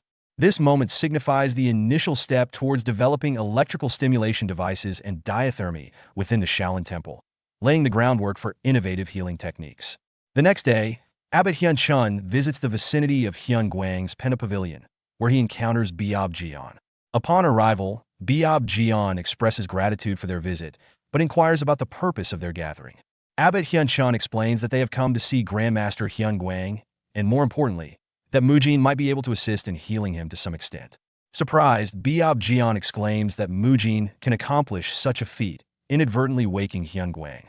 Abbot Hyun-chun then takes the opportunity to inform both Hyun-gwang and Biob Jian about the events in the Arhut Hall and the various contributions Mujin has made thus far. With preparations complete, Mujin states that they are ready to commence the treatment. As Mujin closely examines Grandmaster Hyun-gwang's body, he is taken aback by the extent of the deterioration. He notes the alarming lack of muscle in Hyun-gwang's calves, remarking to himself that the condition is far worse than he initially anticipated. It raises questions about how long Hyun-gwang has been carried around in such a frail state, leading Mujin to wonder about the toll it has taken on his body. Mujin begins to physically assess Hyun-gwang's leg and instructs him to vocalize any pain he feels. As he touches Hyun-gwang, the Grandmaster starts to tremble, indicating he is in significant pain. This reaction flusters Mujin, who reflects on the seemingly stoic nature of Shaolin monks. He recalls similar experiences with monk Biob Gang and contemplates why they suppress their pain rather than express it openly. Determined to proceed, Mujin announces the start of the treatment. He explains that they will first apply a warm, damp towel to Hyun-gwang's body to warm him up, followed by acupressure techniques aimed at relieving tension. Mujin outlines the initial focus on stretching, particularly targeting Hyun-gwang's legs and ankles, which have become contracted over time. He recognizes the fragility of Hyun-gwang's body, likening it to delicate pottery that could easily shatter if not handled with utmost care. Mujin understands that precise control over strength is critical during the treatment, requiring considerable mental fortitude. Despite the challenges, he remains resolute and dedicated, demonstrating remarkable focus for the entire 2-hour session. Those present observe his unwavering commitment, noting his wide-open eyes and unyielding concentration on the task at hand. However, beneath his composed exterior, there is an undercurrent of desperation in Mujin's gaze. This desperation stems from his thoughts of his grandfather, fueling his determination to succeed.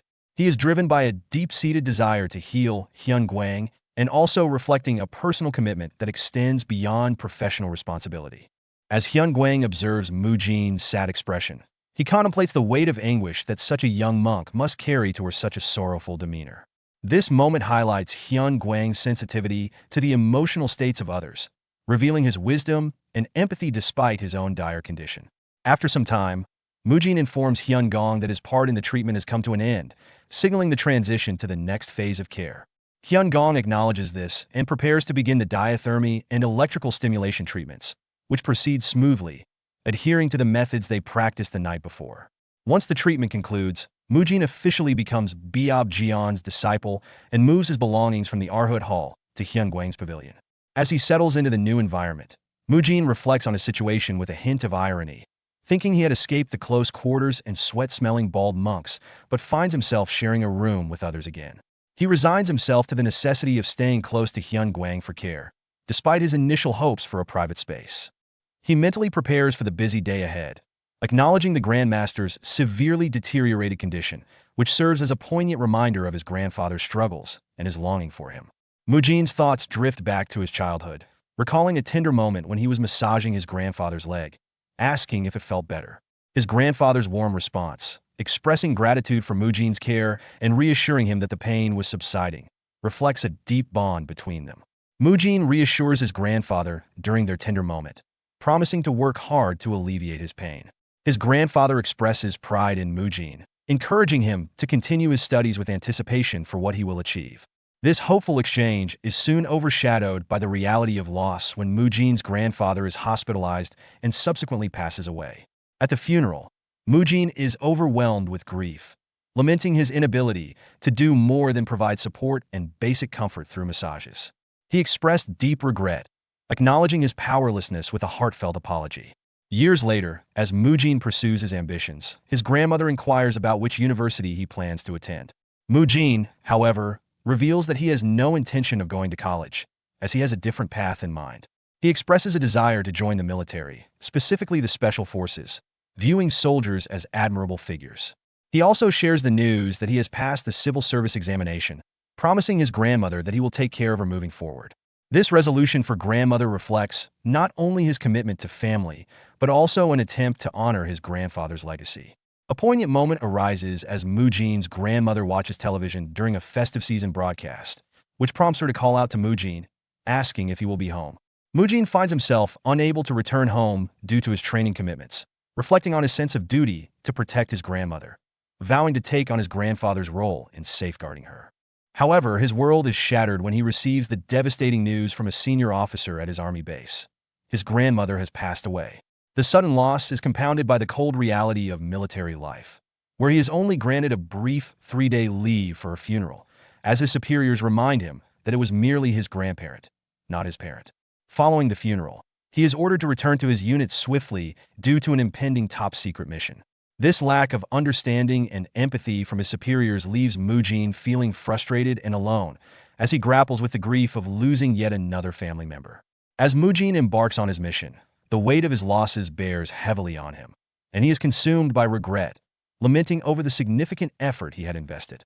But the result of that was me losing every family member I had. His internal turmoil manifests physically when he injures his foot during the mission, but continues to push through, consumed by thoughts of his failures in caring for his grandparents that I in a moment of distraction. As he takes a step while climbing a steep cliff, he loses his footing and falls. The impact knocks him unconscious, and he finds himself in a dreamlike state where he sees his grandfather and grandmother. In this ethereal reunion, he expresses regret for not being able to care for him sooner and offers a better massage to help him feel better. In Mujin's dream, his grandfather praises his magically healing hands, expressing guilt for not allowing Mujin to rest. As Mujin tries to reassure him, his emotions spill over, and he begins crying despite denying it. In reality, Biab Jian and Grandmaster Hyun Guang wake up and overhear Mujin, who, still asleep, expresses his longing for his grandfather. Observing this, Hyun Guang realizes that Mujin is burdened by a deep emotional debt, likely explaining his intense commitment to helping him. Later, during a treatment session, Hyun Guang unexpectedly asks Mujin to call him grandfather and treat him casually. The request shocks everyone, especially Mujin, who is confused by the sudden familiarity from someone of such high standing. However, out of respect and obligation, Mujin calling him grandfather, which leads to anger from the senior monks, Haidam and Hyun Gong, who view it as a breach of respect.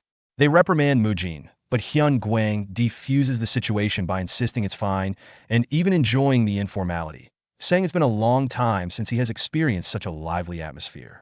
Though confused by Hyun Guang's request, Mujin complies, and the act of calling him grandfather stirs something warm within him.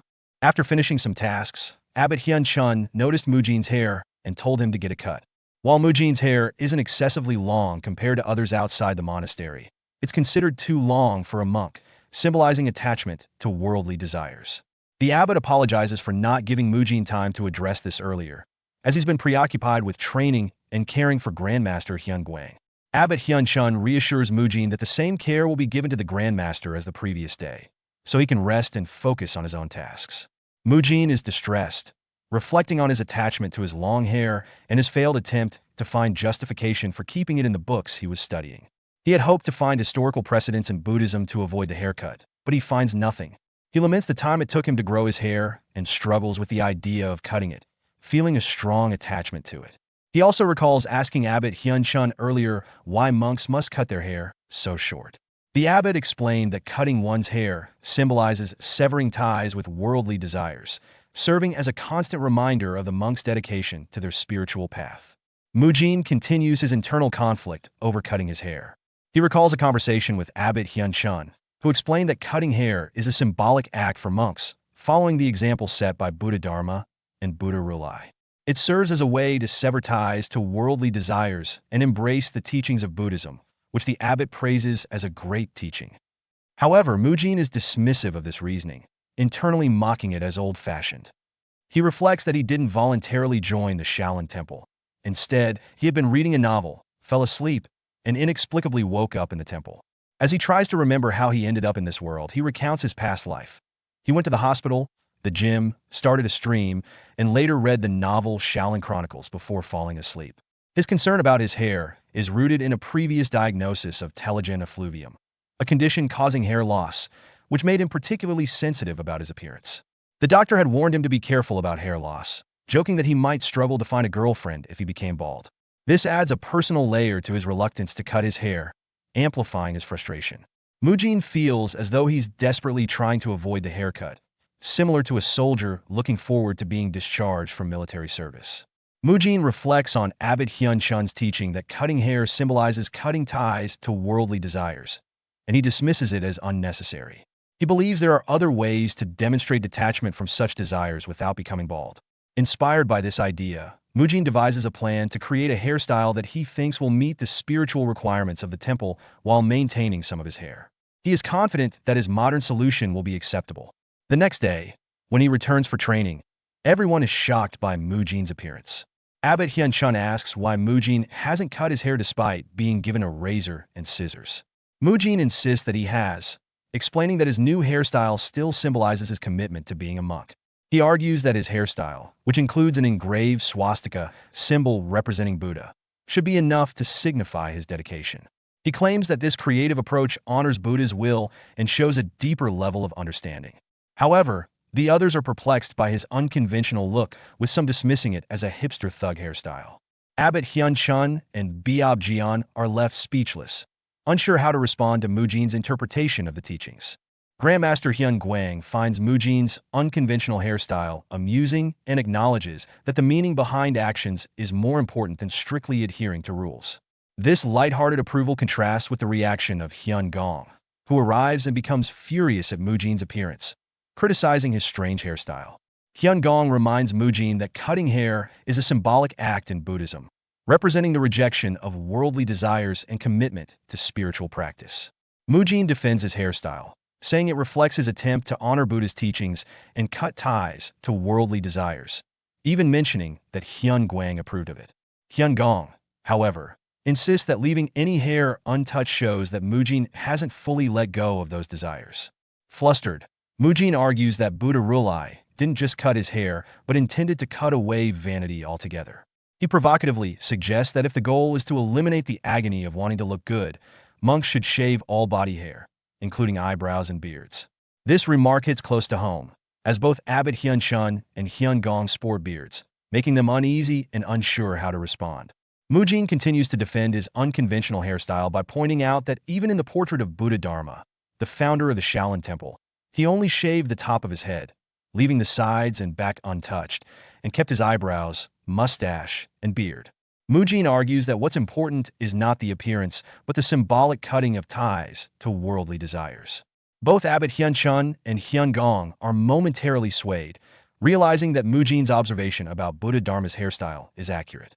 Mujin's hairstyle, with the swastika symbol engraved, is indeed unattractive by worldly standards, supporting his claim that it represents detachment from vanity. Mujin notes that this era does not have styles like the modern mohawk with two blocks that he is referencing. Grandmaster Hyun Guang finds the situation amusing and challenges Hyun Gong to decide. Although Hyun Gong is reluctant, especially since he doesn't want to cut his own beard, he ultimately allows Mujin to keep his hairstyle as long as it doesn't grow any longer. Mujin accepts the decision respectfully. The next day at dawn training, Mujin's fellow monks and Biab gang are shocked by his new look. When asked about it, Mujin casually explains that the discipline court leader, Hyun Gong, gave him permission, leaving the others surprised. Biab gang is surprised that the discipline court leader, Hyun Gong, allowed Mujin's unconventional hairstyle. While it seems unbelievable, he accepts it and instructs Mujin to join the training. Mujin's fellow monks, particularly the younger ones, see his unique hairstyle as a sign of individuality, and it starts to inspire them, especially those in their rebellious phase or seeking attention. Mugung is particularly interested and asks Mujin how he managed to get approval for such a hairstyle. Mujin, however, doubts Mugung will be able to use the same excuse successfully.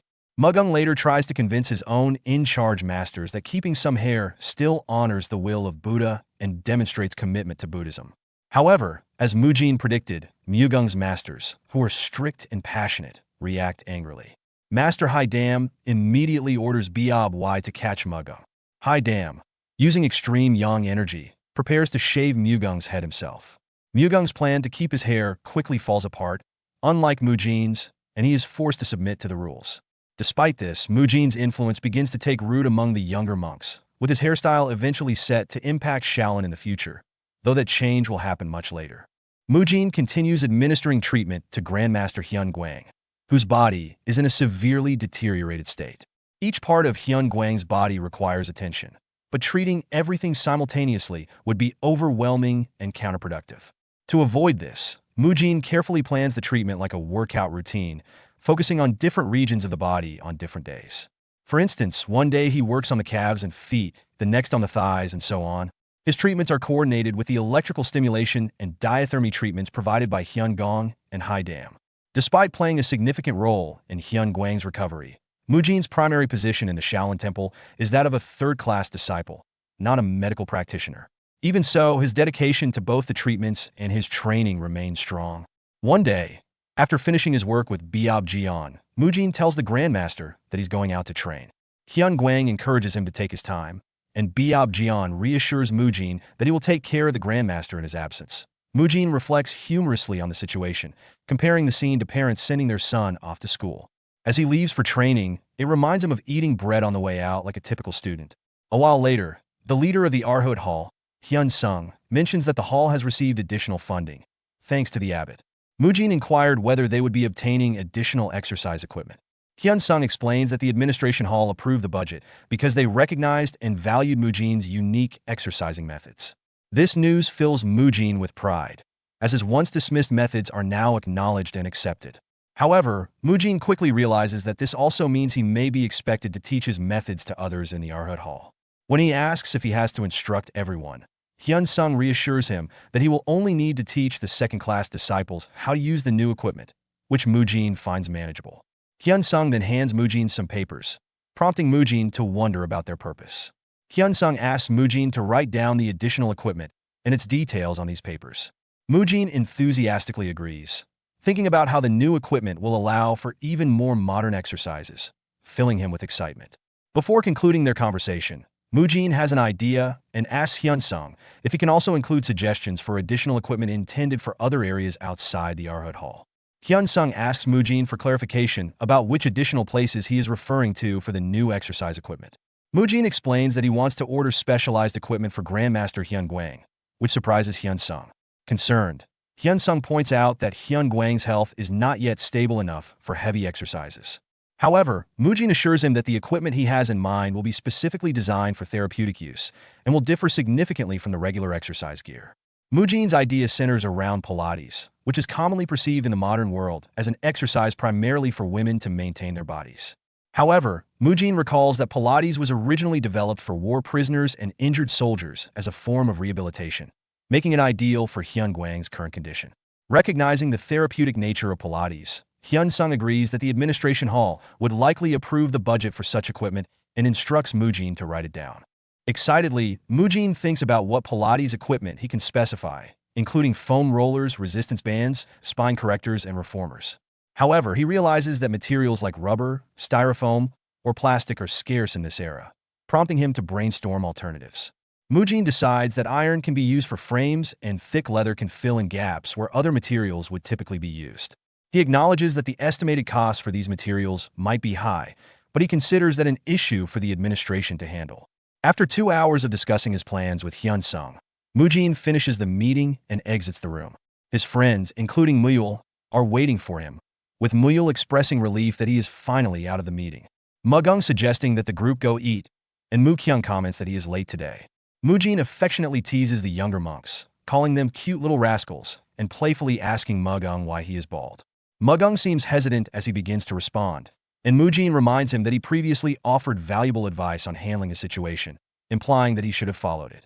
Mugung is currently training under Manhwa Dam and admits to feeling a bit suffocated, leading him to sniff, prompting Mujin to encourage him to hang in there. Mujin then shifts his attention to Muyul, asking how his training has been going. Muyul replies that he is doing well, but there's a concern. When pressed by Mujin for more details, Muyul reveals that monk Haigul often sighs heavily when Muyul starts his training. Mujin begins to suspect that there might be an issue, but Muyul interrupts his thoughts, mentioning that Haigul has been looking for Mujin that day. The narrative then transitions to an earlier scene featuring monk Haigul, who is feeling frustrated. He reflects on how he brought back what he thought was beneficial, but he finds Muyul's learning process disappointing. Haigul feels exasperated that every time he teaches Muyul something, the boy seems to forget twice as much.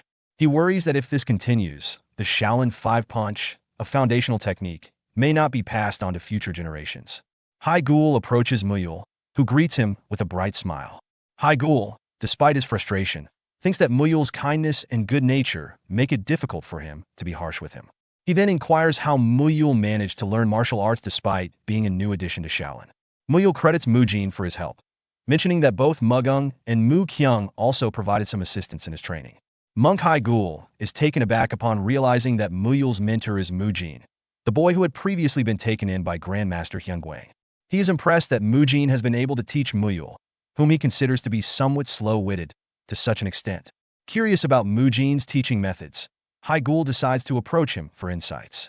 Haigul then asks Muyul if he would like to accompany him to meet Mujin, to which Muyul eagerly agrees. The scene shifts to the present, where Haigul greets him. Mujin, surprised by Haigul's presence, inquires about the reason for his visit.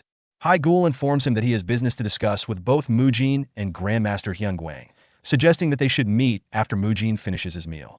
Mujin, feeling puzzled, wonders why Haigul would want to talk to him, as he understands the need to discuss matters with Hyunguang but is unsure of his relevance to the conversation.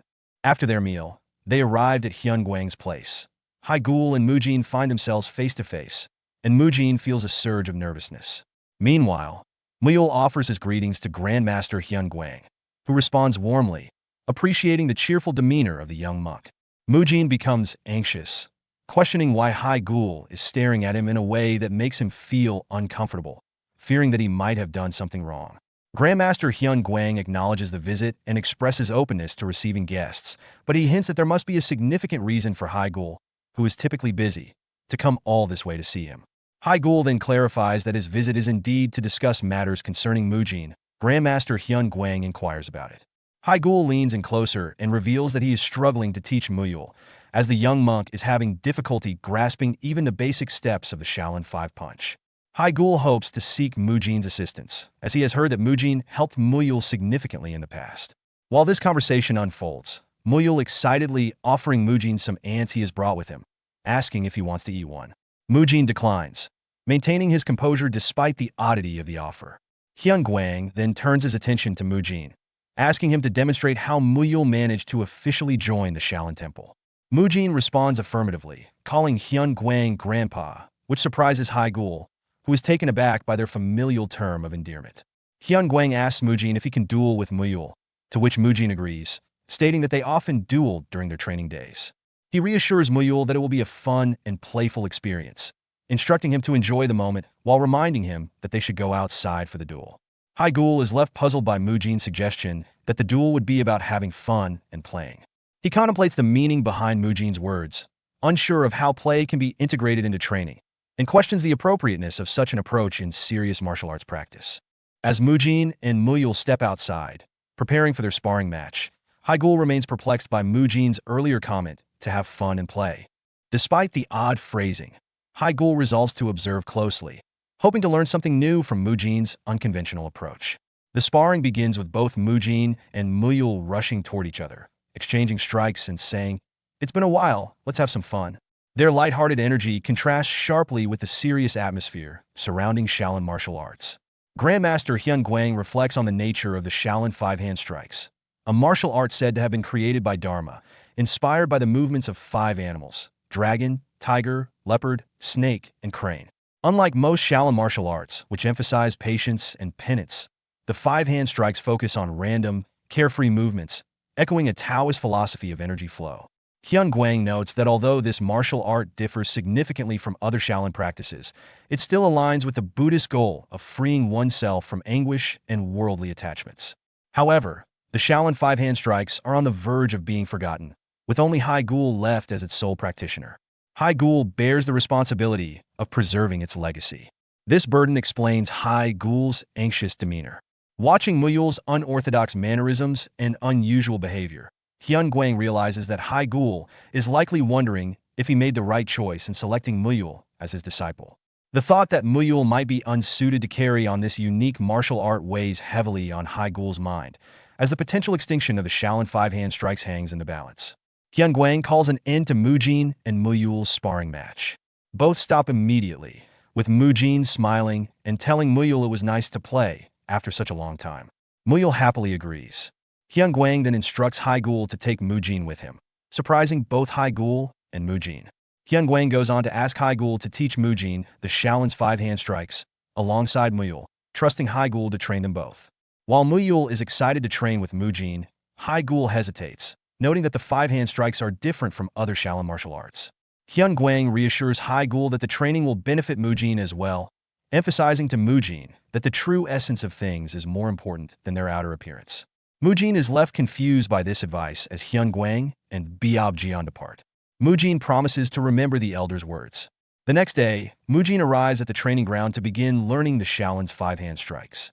Muyul notes that this is the first time they'll be training together since they learned the muscle-lengthening techniques. Mujin agrees. Meanwhile, Hai Gul feels uneasy, wondering why he's been tasked with teaching Mujin as well.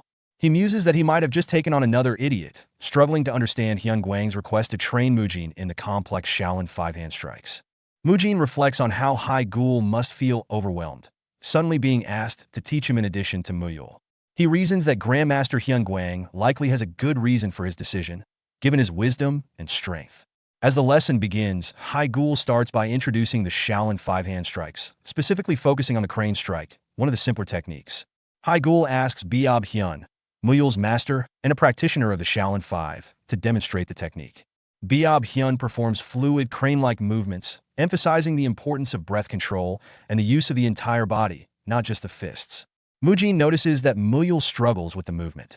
Despite Muyul's exceptional physical control, he seems stiff and awkward during the practice. Biob Hyun and Hai Gul exchange a sigh of frustration, with Hai Gul asking for Mujin's assistance. Mujin sympathizes, realizing that Muyul's stiffness stems from his inability to seamlessly transition between forms. He observes Muyul's posture and is surprised to see that while Muyul remembers the form itself, he has trouble making his movements continuous and natural. Muyul admits that something feels awkward, either when moving or stopping his body, which confuses Mujin. At this point, Hai Gul explains why he sought out Mujin. He had heard that Mujin had helped Muyul when they first joined the Shaolin Temple and hoped that Mujin could assist in solving Muyul's current issue. Mujin is deep in thought, trying to understand Muyul's struggle and wondering why Grandmaster Hyun Guang sent him to assist. He recalls a conversation from the previous night where Hyun Guang commented on Mujin's unique martial art, a hybrid martial art that Mujin developed by combining various basic techniques. Hyun Guang praised Mujin's martial skills, but warned that if he continued to develop his martial art in its current form, he would soon reach his physical limits. Mujin's hybrid martial art amplifies energy, putting immense pressure on his body. And while Mujin has built a strong physique to handle this, Hyun Guang predicted that this approach would only work for so long in the world of Murim. Mujin recognizes the truth in Hyun Guang's words, as he doesn't want his progress to stagnate due to physical limitations. He ponders if there's a way to overcome these limits and improve further. At that point, Hyun Guang suggested that Mujin learn the invincible punch, a technique that could help him advance without putting too much strain on his body. Mujin is intrigued and asks more about the invincible punch, wondering if this could be the next step in overcoming his potential limitations and continuing to grow in martial arts. Hyun Guang explains to Mujin that the invincible punch is akin to the fist barrage he has previously learned, with its roots in the Invincible Sutra. He emphasizes that it includes instructions to control powerful strength, and advises Mujin to focus particularly on the 3rd, 6th, and 8th moves of this technique. When he recites the 3rd move, he quotes a poetic reflection on the ephemeral nature of the world. View this fleeting world a star at dawn, a bubble in a stream, a flash of lightning in a summer cloud, a flickering lamp, a phantom in a dream.